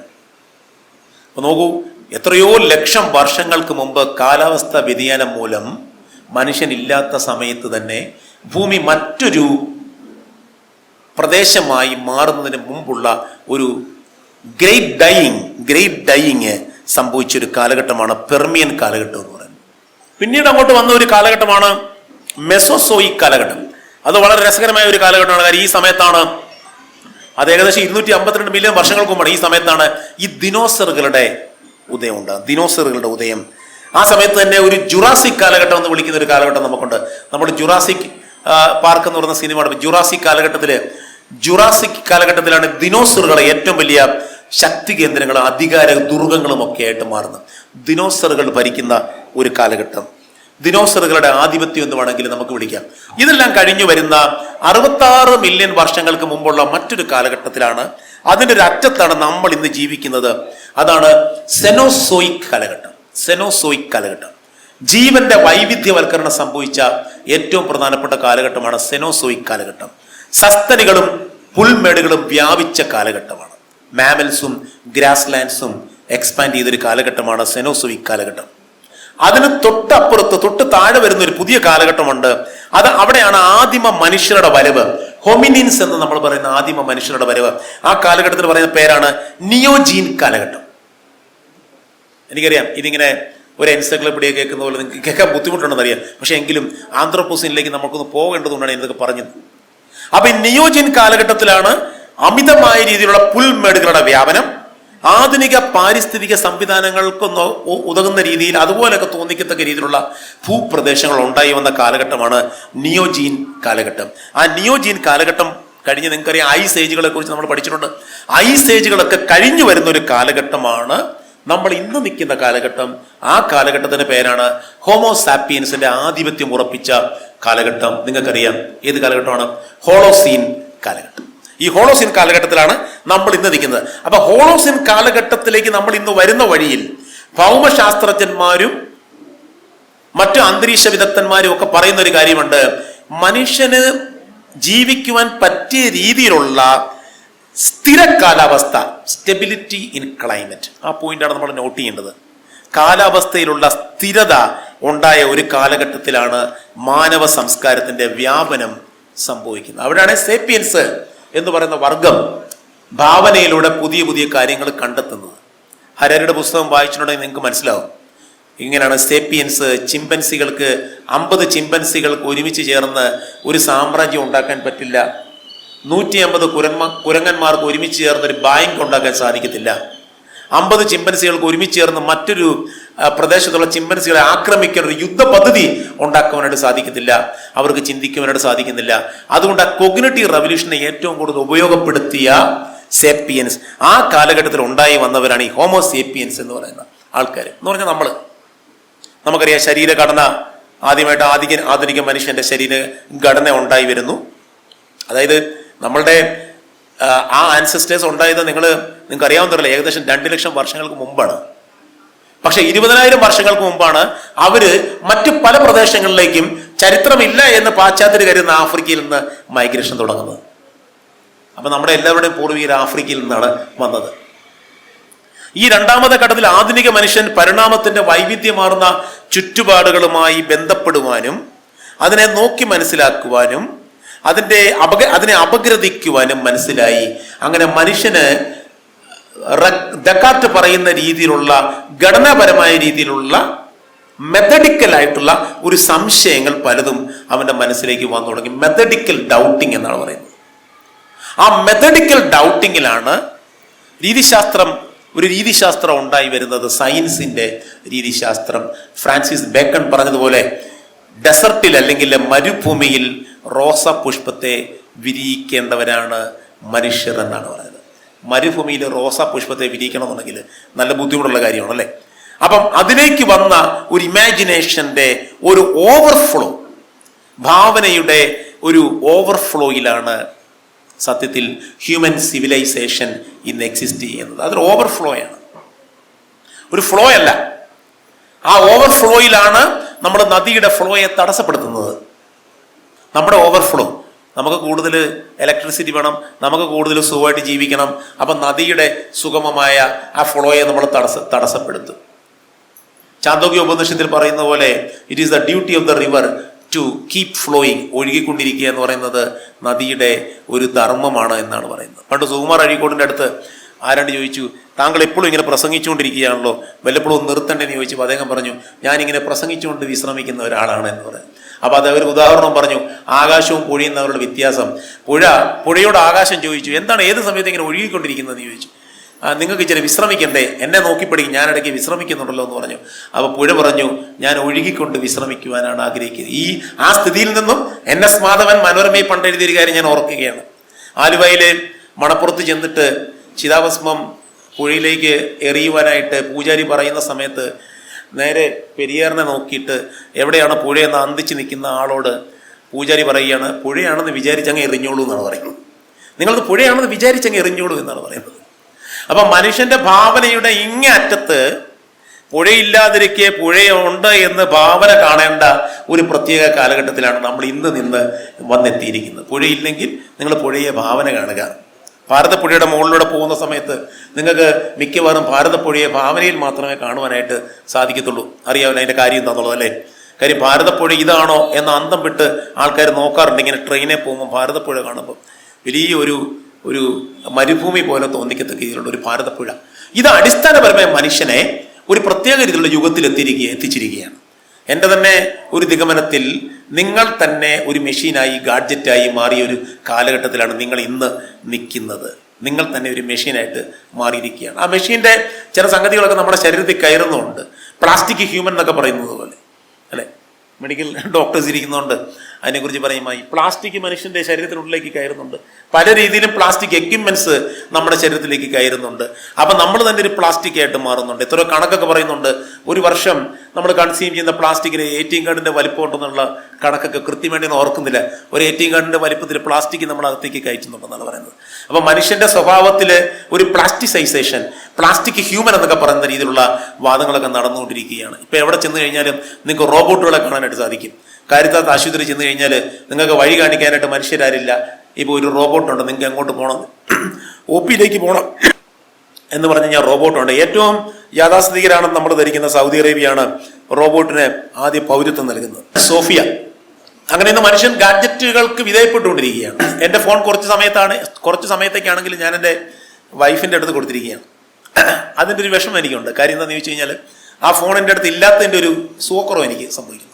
ആ ഫോണിൻ്റെ ഒരു കോൺസ്റ്റന്റ് കമ്പാനിയനായിട്ട് മാറുന്ന, എൻ്റെ കൂടെ ജീവിക്കുന്ന താമസിക്കുന്ന ഒരു വ്യക്തിയായിട്ട് മാറുകയാണ്. നമ്മൾ അറിഞ്ഞോ അറിയാതെയോ ഇങ്ങനെ ഗാഡ്ജറ്റൈസേഷന് വിധേയപ്പെടുന്ന ഒരു അവസ്ഥയിലാണ് നമ്മൾ ഇന്ന് നിൽക്കുന്നത്. അതിനെയാണ് ഗാഡ്ജറ്റൈസേഷൻ ഓഫ് ദ ഹ്യൂമൻ എന്ന് വിളിക്കുന്നത്. ഇതിനപ്പുറത്ത് മറ്റൊരു സംഭവം കൂടി ഓൾട്ടർനേറ്റ് സംഭവിക്കുന്നുണ്ട്, ഹ്യൂമനൈസേഷൻ ഓഫ് ദ ഗാഡ്ജറ്റ്. ഗാഡ്ജറ്റുകൾ മനുഷ്യരായി മാറിക്കൊണ്ടിരിക്കുകയാണ്. മനുഷ്യന്റെ ബോധം അവർക്ക് കൊടുത്ത്, നിങ്ങൾക്കറിയാം അല്ലേ, AI ഇൻഫ്യൂസ്ഡ് ഗാഡ്ജറ്റുകൾക്ക് നിങ്ങളെ പോലെ തന്നെ ചിന്തിക്കുവാനായിട്ട് സാധിക്കും. അവർക്ക് വേണ്ടി പ്രത്യേക രീതിയിലുള്ള സൈക്കോളജിക്കൽ കൗൺസിലേഴ്സ് ഒക്കെ വിദേശ രാജ്യങ്ങളിൽ ഇപ്പോൾ ഉണ്ടായി കഴിഞ്ഞു. അവരെ കൗൺസിൽ ചെയ്യാനായിട്ട്, റോബോട്ടുകളെ കൗൺസിൽ ചെയ്യാനായിട്ട് റോബോട്ടിക് സൈക്കോളജി എന്ന് പറയുന്ന ഒരു വിഭാഗം പുറത്ത് ഡെവലപ്പ് ചെയ്ത് വന്നുകൊണ്ടിരിക്കുകയാണ്. അപ്പം നമ്മൾ ചികിത്സയ്ക്ക് പോകുമ്പം നമ്മുടെ തൊട്ടപ്പുറത്തിരിക്കുന്ന ആൾക്കാരെ നോക്കുമ്പോൾ അതിൻ്റെ കൂടെ അടുത്ത കാലങ്ങളിൽ ഒരു റോബോട്ടും ചിലപ്പോൾ ഒക്കെ കണ്ടേക്കാം. ഇത് വിദൂരത്തിലല്ല. കാര്യം എന്താണെന്ന് വെച്ച് കഴിഞ്ഞാൽ ഞാൻ പഠിക്കുന്ന സമയത്ത് ഈ മിനറൽ വാട്ടർ കുപ്പിയിൽ നമ്മൾ കാശ് കൊടുത്ത് വെള്ളം മേടിക്കുവാനായിട്ട് പറ്റും, അങ്ങനെ ഒരു ഭാവന കാണുവാനായിട്ട് ഞങ്ങൾക്ക് സാധിച്ചിട്ടില്ല. വെള്ളം ഇങ്ങനെ വിൽപ്പനയ്ക്കോ? അതിപ്പോൾ വളരെ ഈസി ആയിട്ട് മാറി അല്ലേ. നീലകണ്ഠ മാഷ് പണ്ട് പറഞ്ഞ പോലെ കണക്കിന്റെ പരീക്ഷയ്ക്ക് വരും, ഒരു 10 വർഷം കഴിയുമ്പോൾ കണക്കിന്റെ പരീക്ഷയ്ക്ക് പോകുന്ന വിദ്യാർത്ഥിയോട് ഒരു ഓക്സിജൻ സിലിണ്ടറോടെ എടുത്തോളാൻ പറയേണ്ട ഒരു കാലഘട്ടത്തിലേക്ക് മാറി. നമ്മളിപ്പം ശ്വസിക്കുന്ന വായു കൂടി നമ്മുടെ ദേഹത്ത് തൂക്കിയിട്ടൊരു സിലിണ്ടറുമായിട്ട് പോകേണ്ട ഒരു ഗതികേട്ടിലാണ് നമ്മൾ നിൽക്കുന്നത്. അപ്പൊ അത്തരത്തിൽ വളരെ ദുരന്തപരമായ ഒരു കാലഘട്ടത്തിലേക്ക് മാറുന്ന ഒരു നവമനുഷ്യ യുഗത്തിലാണ് നമ്മൾ നിൽക്കുന്നത്. ഈ സമൂഹത്തെ മറ്റൊരർത്ഥത്തിൽ ഉൾറിഷ് ബെക്ക് എന്ന് പറയുന്ന ഒരു സൈദ്ധാന്തികൻ പറയുന്ന ഒരു അർത്ഥത്തിൽ റിസ്ക് സൊസൈറ്റി എന്നാണ് വിളിക്കുന്നത്. അപകട സമൂഹം. ഭയങ്കര രസകരമാണ്. അപകട സമൂഹം എന്ന് പറഞ്ഞു കഴിഞ്ഞാൽ വീരാൻകുട്ടി ഒരു കവിത എഴുതിയപ്പോൾ ആ കവിതയിൽ ഇങ്ങനെയാണ് അപകട സമൂഹത്തിലേക്ക് വരുവാനുള്ള ഒരു കാഴ്ച നിങ്ങൾക്ക് ഉണ്ടാക്കുവാൻ വേണ്ടി ഒരു കവിത ഞാൻ പറയാം. പുഴയ്ക്ക് കുറുകെ ഒരു തീവണ്ടി എന്ന് പറഞ്ഞാൽ പാലത്തിലൂടെ ഒരു തീവണ്ടി ഓടുന്നു. പുഴയിൽ ഒരു നിഴൽ തീവണ്ടി. ആ നിഴൽ തീവണ്ടിയിൽ കയറിപ്പറ്റി 2 പ്രണയപ്പരൽ മീനുകൾ. അവരിങ്ങനെ പ്രണയിച്ച് സല്ലപിച്ച് മുന്നോട്ട് പോകുന്ന സമയത്ത് അവർ ഓർത്തില്ല താമസിയാതെ ചെളിക്കുണ്ടിൽ അകപ്പെടുമെന്നും മരിച്ചു പോകുമെന്നും. ഇതാണ് മനുഷ്യന്റെ ഇന്നത്തെ അവസ്ഥ. നമ്മൾ ഈ ചെളിക്കുണ്ടിലേക്ക് പോയിക്കൊണ്ടിരിക്കുമ്പോൾ തന്നെ നമ്മൾ അറിയുന്നില്ല. ഇതാണ് നമ്മുടെ കോൺഷ്യസ്നെസ്. കാര്യം എന്താണെന്ന് വെച്ച് കഴിഞ്ഞാൽ ഈ കോൺഷ്യസ്നെസ്സിനെ, ഈ ബോധത്തെ ഉറപ്പിക്കുന്ന രീതിയിലുള്ള വ്യവഹാരങ്ങളാണ് സമൂഹത്തിന് ചുറ്റും നമ്മൾ കാണുന്നത്. ഞാൻ എൻ്റെ വീടിൻ്റെ പുറത്ത് ഗേറ്റിൻ്റെ ഫ്രണ്ടിൽ നിൽക്കുന്ന സമയത്ത് അവിടെ ഞങ്ങളുടെ വീട്, ആ വീടിന് ചുറ്റും കുറേ മരങ്ങളൊക്കെ ഉണ്ട്. NH-ന്റെ സൈഡിലാണ്. അതിലെ പോകുന്ന പലരും എന്നോട് ചോദിക്കാറുള്ള ഒരു ചോദ്യമാണ്, ഈ മരമൊക്കെ വെട്ടിക്കളഞ്ഞിട്ട് സാറിന് ഇവിടെ ഒരു കോൺക്രീറ്റ് കെട്ടിടം പണിത വാടകയ്ക്കൊക്കെ കൊടുക്കാൻ മേലെ എന്നാണ് ചോദിക്കുന്നത്. വളരെ വർഷങ്ങൾക്ക് മുമ്പ് ചങ്ങനാശ്ശേരിയിലേക്ക് പോകുന്ന സമയത്ത് കങ്ങഴ് കഴിഞ്ഞ മയിലാടി എന്ന് പറയുന്ന സ്ഥലത്ത് അവിടെ മുഴുവൻ മരങ്ങളാണ്. കുറെ വർഷങ്ങൾക്ക് മുമ്പാണ് കേട്ടോ. അപ്പം ഞാൻ ചങ്ങനാശ്ശേരിയിലാണ് പഠിച്ചത്. അപ്പൊ പുറയിൽ 2 ചേട്ടന്മാരിരുന്ന് പറയാണ്, ഇവിടെ ഒന്നും ഒരു വികസനം ഇല്ല അല്ലേ എന്ന്. അവർക്കൊക്കെ ഇപ്പൊ സന്തോഷമായി. ഇപ്പൊ നമ്മൾ മയിലാടിയിൽ പോയി കഴിഞ്ഞാൽ ധാരാളം ബിൽഡിങ്ങുകൾ ആ ഭാഗത്ത് ഇടത്തും വലത്തും എടുത്തുള്ള സുന്ദരമായ ബിൽഡിങ്ങുകൾ വന്നിട്ടുണ്ട്. വികസനം അവിടെ വന്നിരിക്കുകയാണ്. ആ ബോധത്തിലേക്ക് നമ്മളെ കൊണ്ടുപോകുന്ന, ആ ബോധമാണ് നോർമൽ ബോധം എന്ന് നമ്മളെ കൊണ്ട് ചിന്തിപ്പിക്കുന്ന, അബ്നോർമാലിറ്റി നോർമലായി മാറുന്ന, മാഡ്നസ് നോർമലായി മാറുന്ന ഒരു പ്രത്യേക തരത്തിലുള്ള ഒരു അവസ്ഥയിലാണ് റിസ്ക് സൊസൈറ്റിയെ കുറിച്ചിട്ട് ഉൾറിഷ് ബെക്ക് പറയുന്നത്. എന്ന് പറഞ്ഞു കഴിഞ്ഞാൽ നിങ്ങൾ പ്രതിസന്ധികൾ, അപകടങ്ങൾ നിങ്ങൾ തന്നെ ഉണ്ടാക്കുന്നു, നിങ്ങൾ തന്നെ അതിന് പരിഹാരവും കണ്ടെത്തുന്നു. നിങ്ങളതിന് പരിഹാരം കണ്ടെത്തും. അതിന് അത്രമാത്രം ശക്തിയുള്ള ശാസ്ത്ര സാങ്കേതിക സംവിധാനങ്ങൾ ഉപയോഗിച്ച് ഈ പ്രശ്നങ്ങളെ പരിഹരിക്കുവാനായിട്ടുള്ള ഒരു പരിഹാര മാർഗങ്ങളും നിങ്ങൾ സൃഷ്ടിച്ചെടുക്കുന്നു. You produce risk as well as you manufacture goods to contain risk. ഈ റിസ്കുകളെ കണ്ടെയ്ൻ ചെയ്യുവാനുള്ള സാമഗ്രികളെ, സംവിധാനങ്ങളെ നിങ്ങൾ തന്നെ ഉണ്ടാക്കിയെടുക്കുന്ന ഒരവസ്ഥയിൽ എത്തി നിൽക്കുന്ന ഒരു കാലഘട്ടമാണ് ആന്ത്രോപോസീൻ്റെ കാലഘട്ടം, നവമനുഷ്യന്റെ കാലഘട്ടം. ചിന്തയിലും പ്രവൃത്തിയിലും ഭാവനയിലുമെല്ലാം വ്യത്യസ്തമായ രീതിയിൽ പ്രവർത്തിക്കുന്ന ഒരു മനുഷ്യന്റെ ലോകം. ഇത് മനുഷ്യനാണ് ഇവിടുത്തെ പ്രധാന ശക്തി. എന്താണ് ആന്ത്രോപോസീൻ? ഞാനൊന്ന് നിർവചിക്കാം. മനുഷ്യനാണ് പ്രധാന ശക്തി. മനുഷ്യൻ ഒരു ജിയോളജിക്കൽ ഏജന്റായിട്ട് മാറിയിരിക്കുന്നു എന്നാണ് ശാസ്ത്രജ്ഞന്മാർ സംശയിക്കുന്നത്. ആസ്ട്രോയിഡ്സ് പോലെ, വോൾക്കാനിക് എറപ്ഷൻ പോലെ, ടെക്ടോണിക് ഷിഫ്റ്റ് പോലെ ഭൂമിയുടെ ആന്തരിക ഘടകങ്ങളിൽ വലിയ മാറ്റങ്ങൾ വരുത്തുവാൻ ശക്തിയുള്ള ഒരു ഏജന്റായിട്ട് മനുഷ്യൻ മാറിയിരിക്കുകയാണ് എന്ന് പറഞ്ഞു കഴിഞ്ഞാൽ വോൾക്കാനിക് എറപ്ഷൻ സംഭവിക്കുന്നത് പോലെ, അല്ലെങ്കിൽ എർത്ത് ക്വേക്ക് സംഭവിക്കുന്നത് പോലെ, വലിയ വെള്ളപ്പൊക്കം സംഭവിക്കുന്നത് പോലെ ഒരു മനുഷ്യ സംസ്കാരം ഇങ്ങനെ ഭൂമിയെ, അതിൻ്റെ ആന്തരിക അവസ്ഥയെ മാറ്റത്തക്ക രീതിയിലുള്ള ശക്തി മനുഷ്യൻ കൈവരിച്ചിരിക്കുകയാണ് എന്നാണ് പറയുന്നത്. അതിനെയാണ് ദ ആന്ത്രോപോസീൻ ഏജ് എന്ന് വിളിക്കുന്നത്. നമ്മൾ സാധാരണ മനുഷ്യനെ ഒരു ജിയോളജിക്കൽ ഏജന്റ് ആയിട്ട് നമുക്ക് കാണുവാനായിട്ട് സാധിക്കൂ? പറ്റില്ല. അങ്ങനെ ജിയോളജിക്കൽ ഏജുകളിൽ ഏറ്റവും അവസാനം നാം എത്തി നിൽക്കുന്ന ഒരു കാലഘട്ടമാണ് ഈ ആന്ത്രോപോസീൻ ഏജ് എന്നാണ് ശാസ്ത്രജ്ഞന്മാര് മുന്നോട്ട് വെക്കുന്ന പ്രധാനപ്പെട്ട ഒരു വാദഗതി. ഇവിടെ സംഭവിക്കുന്നത് ഇവരൊക്കെ, അത് ഒരു ഡച്ച് അറ്റ്മോസ്ഫിയറിക് കെമിസ്റ്റ്, അന്തരീക്ഷ പഠനം നടത്തുന്ന പോൾ ക്രിറ്റ്സൺ എന്ന് പറയുന്ന ഒരു കെമിസ്റ്റാണ് ഇതിനെക്കുറിച്ച് ആദ്യമായിട്ട് ഈ വാക്ക് വളരെ ശക്തമായ രീതിയിൽ ഉപയോഗിക്കുന്നത്. ഒരു സമ്മേളനത്തിൽ ഹോളോസീൻ എന്ന വാക്കുകൾ തന്നെ ആൾക്കാർ പറഞ്ഞുകൊണ്ടിരിക്കുന്ന സമയത്ത് അദ്ദേഹം കൈ പൊക്കിയിട്ട് പറഞ്ഞു, എനിക്കൊരു വ്യത്യസ്തമായ വാദമുണ്ട്, ഇത് ഹോളോസീൻ അല്ല, ഇത് ആന്ത്രോപോസീൻ ആണെന്നാണ് അദ്ദേഹം പറഞ്ഞത്. ആ സമ്മേളനത്തിൽ ഞെട്ടിത്തിരിച്ചിരുന്നു പോയി 2000 ആൾക്കാരൊക്കെ. ഇദ്ദേഹത്തിനാണ് 1995 നോബൽ പ്രൈസ് കിട്ടുന്നത്. നമ്മുടെ ഈ ഓസോൺ പാളികളിലെ വിള്ളലുകളെ കുറിച്ച് പഠിച്ച പോൾ ക്രിറ്റ്സൺ എന്ന് പറയുന്ന അറ്റ്മോസ്ഫിയറിക് സയന്റിസ്റ്റ്. അദ്ദേഹം പറയുന്നത് ഇങ്ങനെയാണ്: സവിശേഷമായ ഒരു ഭൂമിശാസ്ത്ര യുഗമായി ആന്ത്രോപോസീൻ മാറിയിരിക്കുകയാണ്. ഹോളോസിന് ശേഷമുള്ള സവിശേഷമായ ഒരു ജിയോളജിക്കൽ ഏജ്, ഭൂമിശാസ്ത്ര കാലഘട്ടമായിട്ട് ആന്ത്രോപോസീൻ മാറിയിരിക്കുകയാണ്. എന്തൊക്കെയാണ് ആ മാറ്റങ്ങൾ? എല്ലാ ഇടങ്ങളിലും മാറുകയാണ്. ഒരു പ്ലാനറ്ററി കോൺഷ്യസ്നെസ് വന്നിരിക്കുകയാണ്. പ്ലാനറ്ററി ഡിസ്റ്റോർഷൻ സംഭവിക്കും. പ്ലാനറ്റിനെ തന്നെ അതിന്റെ രൂപത്തെയും ഭാവത്തെയും മാറ്റുന്ന ഡിസ്റ്റോർഷൻ, നമ്മുടെ സിലബസിനെ ഡിസ്റ്റോർട്ട് ചെയ്തെന്ന് കേട്ടിട്ടുണ്ട്. അതുപോലെ അതിനപ്പുറത്തുള്ള ഒരു പ്ലാനറ്റിനെ ഡിസ്റ്റോർട്ട് ചെയ്യുന്ന ഒരു ഏർപ്പാടിലേക്ക് മനുഷ്യൻ മാറിയ ഒരു കാലഘട്ടം. പ്ലാനറ്റിന്റെ ആന്തരികതയെ ഫാമിങ്ങിലൂടെയും മീറ്റ് ഈറ്റിങ്ങിലൂടെയും വ്യവസായ വിപ്ലവത്തിലൂടെയും ഗ്രേറ്റ് ആക്സിലറേഷൻ എന്ന് പറയുന്ന ഒരു കാര്യം എന്ന് പറയുന്നത് 1950 മുതൽ ഇന്ന് വരെ നാം കാണുന്ന ലോകത്തില്, പ്രപഞ്ചത്തിൽ സംഭവിച്ച കാര്യങ്ങളാണ്. ജനസംഖ്യയിലെ എക്സ്പോണൻഷ്യൽ ആയിട്ടുള്ള ഗ്രോത്ത്, രണ്ടാമതായിട്ട് ഊർജ ഉപഭോഗം, മൂന്നാമത് കാർബൺ ഡയോക്സൈഡിന്റെ എമിഷൻ അല്ലെങ്കിൽ ഉദ്വമനം, വനനശീകരണം, സമുദ്രത്തിലെ അമ്ലീകരണം, ശുദ്ധജല അമിത ഉപയോഗം അല്ലെങ്കിൽ ദുരുപയോഗം, വേസ്റ്റ് ഉൽപാദനം. ഈ 2020 നേച്ചർ എന്ന് പറയുന്ന ഒരു ജേണലിൽ വന്ന നമുക്കത് വളരെ വിചിത്രമായിട്ട് തോന്നും. നമ്മൾ ഭൂമിയിൽ ഉൽപ്പാദിപ്പിച്ചിരിക്കുന്ന മെറ്റീരിയൽസിനേക്കാളും ഒക്കെ കൂടുതൽ ഈ പ്രകൃതിയിലുള്ള യഥാർത്ഥ ജീവവസ്തുക്കളെക്കാളും ഇരട്ടി ക്വാണ്ടിറ്റിയിലാണ്, അതിനെ അതിജീവിച്ചിരിക്കുകയാണ് മനുഷ്യന്റെ മെറ്റീരിയൽസിന്റെ പ്രൊഡക്ഷൻ. മനുഷ്യൻ ഉണ്ടാക്കിയെടുത്ത വസ്തുക്കൾ പ്രകൃതി ജാലകങ്ങളെക്കാളും പ്രകൃതി വസ്തുക്കളെക്കാളും അതിന്റെ ഭാരം ഇരട്ടിച്ചിരിക്കുകയാണ് എന്നാണ് പറയുന്നത്. എന്ന് പറഞ്ഞു കഴിഞ്ഞാൽ നമ്മൾ സൃഷ്ടിക്കുന്ന ഭാരം താങ്ങാത്ത ഒരു ഭൂമിയുടെ അവസ്ഥയെയാണ് നേച്ചർ മാസിക സൂചിപ്പിച്ചത്. നേച്ചർ മാസികയിലാണ് നമ്മുടെ പ്രകൃതിയെക്കുറിച്ചും പ്രകൃതി ചരിത്രത്തെക്കുറിച്ചും ശാസ്ത്രത്തെക്കുറിച്ചും ഏറ്റവും നിർണായകമായ വെളിപ്പെടുത്തലുകളും പഠനങ്ങളും ഒക്കെ ഉണ്ടാകുന്നത്. അങ്ങനെ ഒരു കാലഘട്ടത്തെയാണ് മനുഷ്യ ശരീരത്തിന് കേടുപറ്റുന്ന ഒരു പ്രകൃതി ശരീരത്തിന് കേടുപാടുകൾ ഉണ്ടാക്കിക്കൊണ്ട് മനുഷ്യ ശരീരത്തിന് കേടുപാടുകൾ സ്വയം ഉണ്ടാക്കിയെടുക്കുന്ന ഒരു കാലഘട്ടത്തിലേക്ക്, ഒരു റിസ്ക് കാലഘട്ടത്തിലേക്ക് നമ്മൾ കടന്നിരിക്കുകയാണ്. ഇവിടെയാണ് ഈ ശരീരങ്ങളെ ചികിത്സിക്കേണ്ട മനോഭാവത്തെ നാം ഉണ്ടാക്കിയെടുക്കേണ്ടത്. ഇവിടെയാണ് നമ്മൾ പഠിക്കുന്ന സയൻസും ടെക്നോളജിയും ആർട്ടിഫിഷ്യൽ ഇന്റലിജൻസും ഒക്കെ നല്ലതാണെങ്കിൽ കൂടി ഒരു ചരിത്ര ബോധവും ഒരു സാമൂഹ്യശാസ്ത്ര ബോധവും നമുക്കുണ്ടാകേണ്ടത്. ബൗണ്ടറികളെ ഒന്നും തന്നെ ഈ രാഷ്ട്രീയ ബൗണ്ടറികൾ അല്ലെങ്കിൽ രാജ്യങ്ങൾ സൃഷ്ടിച്ച ബൗണ്ടറികൾ ഒന്നും ഇല്ല എന്നുള്ളത് 2020-21 കാലഘട്ടത്തിൽ നമ്മൾ പഠിച്ചതാണ്. അത് കഴിഞ്ഞ് വീണ്ടും ഈ ബൗണ്ടറികളൊക്കെ പെട്ടെന്ന് ഉണ്ടായി വന്നിട്ടുണ്ട്.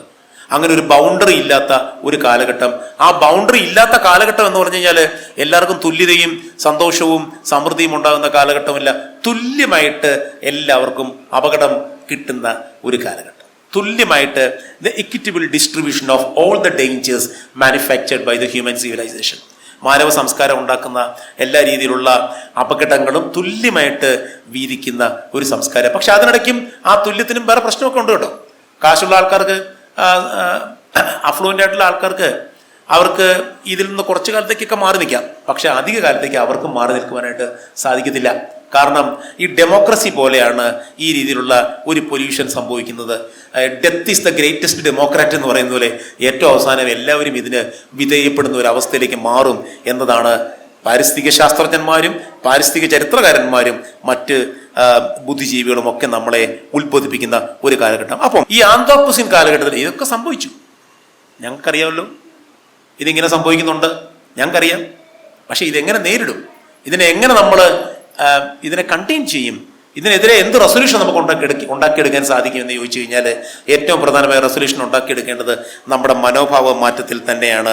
ആന്ത്രോപോസീൻ എന്ന് പറയുന്നത് ഒരു പുതിയ ഒരു കോൺസ്റ്റിറ്റ്യൂഷന്റെ, ലോകത്തിന് ഒരു പുതിയ ഭരണഘടന പോലും ഉണ്ടാക്കിയെടുക്കേണ്ട വിധത്തിൽ ആന്ത്രോപോസീൻ കാലഘട്ടം നമ്മളെ പ്രചോദിപ്പിക്കുകയാണ്. എന്ന് പറഞ്ഞു കഴിഞ്ഞാൽ എല്ലാ മനുഷ്യർക്കും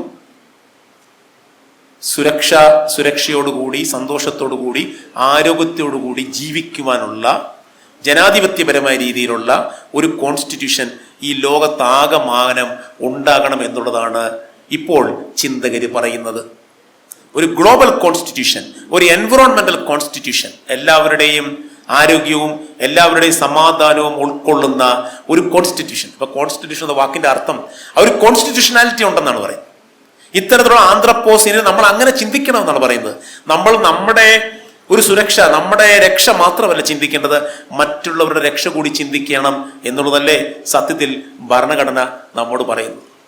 ഈ ഭരണഘടനകളെ ഇല്ലാതാക്കിക്കൊണ്ടിരിക്കുന്ന കാലഘട്ടത്തിൽ ഒരു വലിയ ഭരണഘടനയെ കുറിച്ചാണ് ഈ ആന്ത്രോപോസിൻ യുഗം നമ്മോട് പറയുന്നത്. രണ്ടാമത് ആന്ത്രോപോസിൻ ഭാവനയെ കുറിച്ചാണ് പറയുന്നത്. ആന്ത്രോപോസിൻ ഇമാജിനേഷൻ. ഐൻസ്റ്റീൻ പറഞ്ഞൊരു വാക്കുണ്ട്.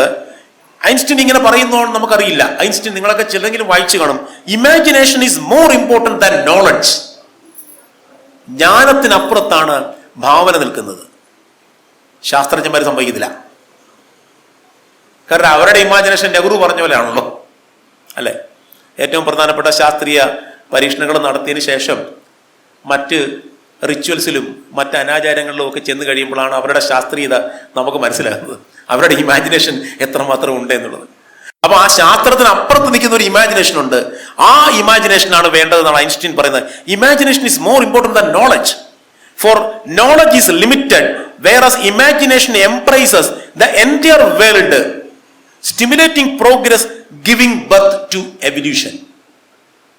ഒരു പരിണാമത്തിന്റെ തുടർച്ച ഉണ്ടാകണം എന്നാണ് ഐൻസ്റ്റീൻ ഉദ്ദേശിക്കുന്നത്. ആന്ത്രോപോസിനിൽ അങ്ങനെ നന്മയിലേക്കുള്ള ഒരു ഭാവനയിലൂടെ മനുഷ്യരാശിയുടെ നിലനിൽപ്പിലായിട്ടുള്ള ഒരു കോൺസ്റ്റിറ്റ്യൂഷണൽ ഇമാജിനേഷനിലേക്ക് നമ്മൾ പോകണം എന്നാണ് ഞാൻ ഇതുകൊണ്ട് അർത്ഥമാക്കുന്നത്. നിങ്ങൾക്കത് മനസ്സിലായി എന്നെനിക്ക് തോന്നുന്നു. അദ്ദേഹത്തിന്റെ ഐൻസ്റ്റീന്റെ വാക്കുകൾ, അറിവിനേക്കാൾ പ്രധാനമാണ് ഭാവന, അറിവ് പരിമിതമാണ്, ഭാവന ലോകത്തെ മുഴുവൻ ഉൾക്കൊള്ളുന്നു, പുരോഗതിയെ ഉത്തേജിപ്പിക്കുന്നു, പരിണാമത്തിന് ജന്മം നൽകുന്നു.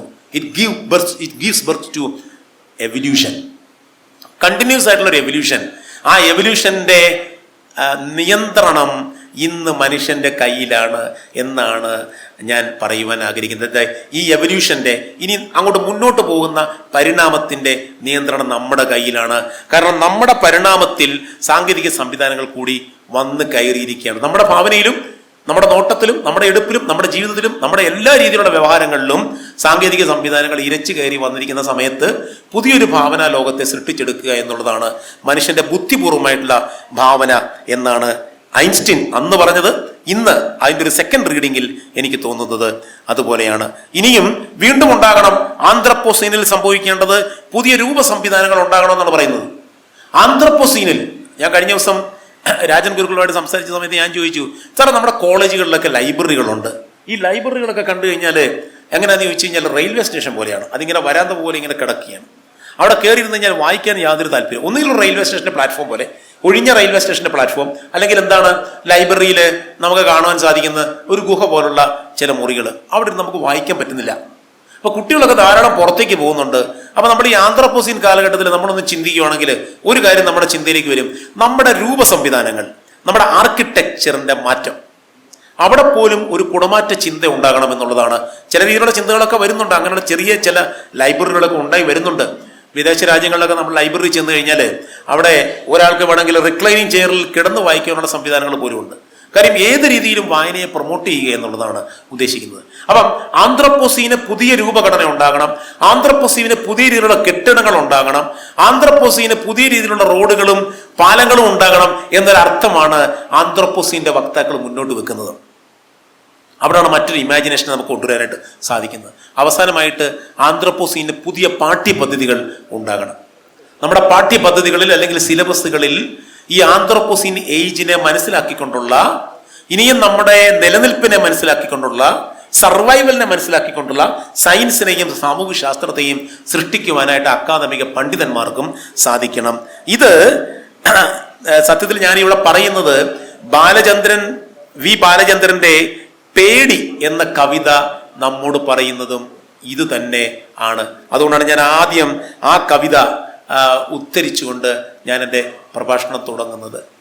ഫിയർ അല്ലെങ്കിൽ പേടി, ഈ പേടിയിലാണ് ഈ പ്രപഞ്ചം മൊത്തം ഇന്ന് നിൽക്കുന്നത്. നാളെ എന്താകും എന്നൊരവസ്ഥയെക്കുറിച്ച്, അൺസർട്ടൺ ആയിട്ടുള്ള ഒരവസ്ഥയെക്കുറിച്ച്. പക്ഷെ അതേസമയം തന്നെ നമ്മുടെ ഇന്നിനെക്കുറിച്ച്, വർത്തമാനത്തെക്കുറിച്ച് ഏറ്റവും വലിയ രീതിയിലുള്ള ഓവർ കോൺഫിഡൻസ് ഉള്ള ഒരു യുഗത്തിലാണ് നാം നിൽക്കുന്നത്. ഇവിടെയാണ് വി ബാലചന്ദ്രൻ്റെ പേടി എന്ന കവിത നമ്മോട് വളരെ കൃത്യമായ രീതിയിൽ ഇന്നത്തെ വർത്തമാനകാല പ്രസക്തിയോടുകൂടി നമ്മൾ സംസാരിക്കുന്നത് അല്ലെങ്കിൽ സംവേദിക്കുന്നത്. ഭീകരതമോമയ മൃദിതൻ കിരീടമായി, നെറ്റിയിൽ വിയർപ്പിന്റെ നിതാന്ത പ്രവാഹമായി, നീ എന്നിൽ ആവേശിക്കേ. അതാണ് ആ വാക്ക്, ആവേശിക്കുക എന്ന് പറയുന്നതാണ്. മരണത്തെ പുൽകുന്ന രീതിയിലാണ് നമ്മൾ ഈ ഡെവലപ്മെന്റിനെ പുൽകുന്നത് എന്നുള്ളത്. ഞാൻ നേരത്തെ പറഞ്ഞില്ലേ, ഈ രണ്ട് പ്രണയപ്പരൽ മീനുകൾ പോയവരാണ് നമ്മൾ അറിയുന്നില്ല, നമ്മൾ ചതിയിലേക്കാണ് പോകുന്നത്. നീ എന്നിൽ ആവേശിക്കേ, നീ എന്നെ തകർക്കവേ, നീ എന്നെ എരിയിക്കേ, നീ എന്നെ മരിപ്പിക്കേ. ഇല്ല, നീ ജയിച്ചോളൂ, വിജയം വരിച്ചോളൂ, അല്ലലിൻ ചുടല നൃത്തങ്ങൾ നീ നയിച്ചോളൂ. Thank you.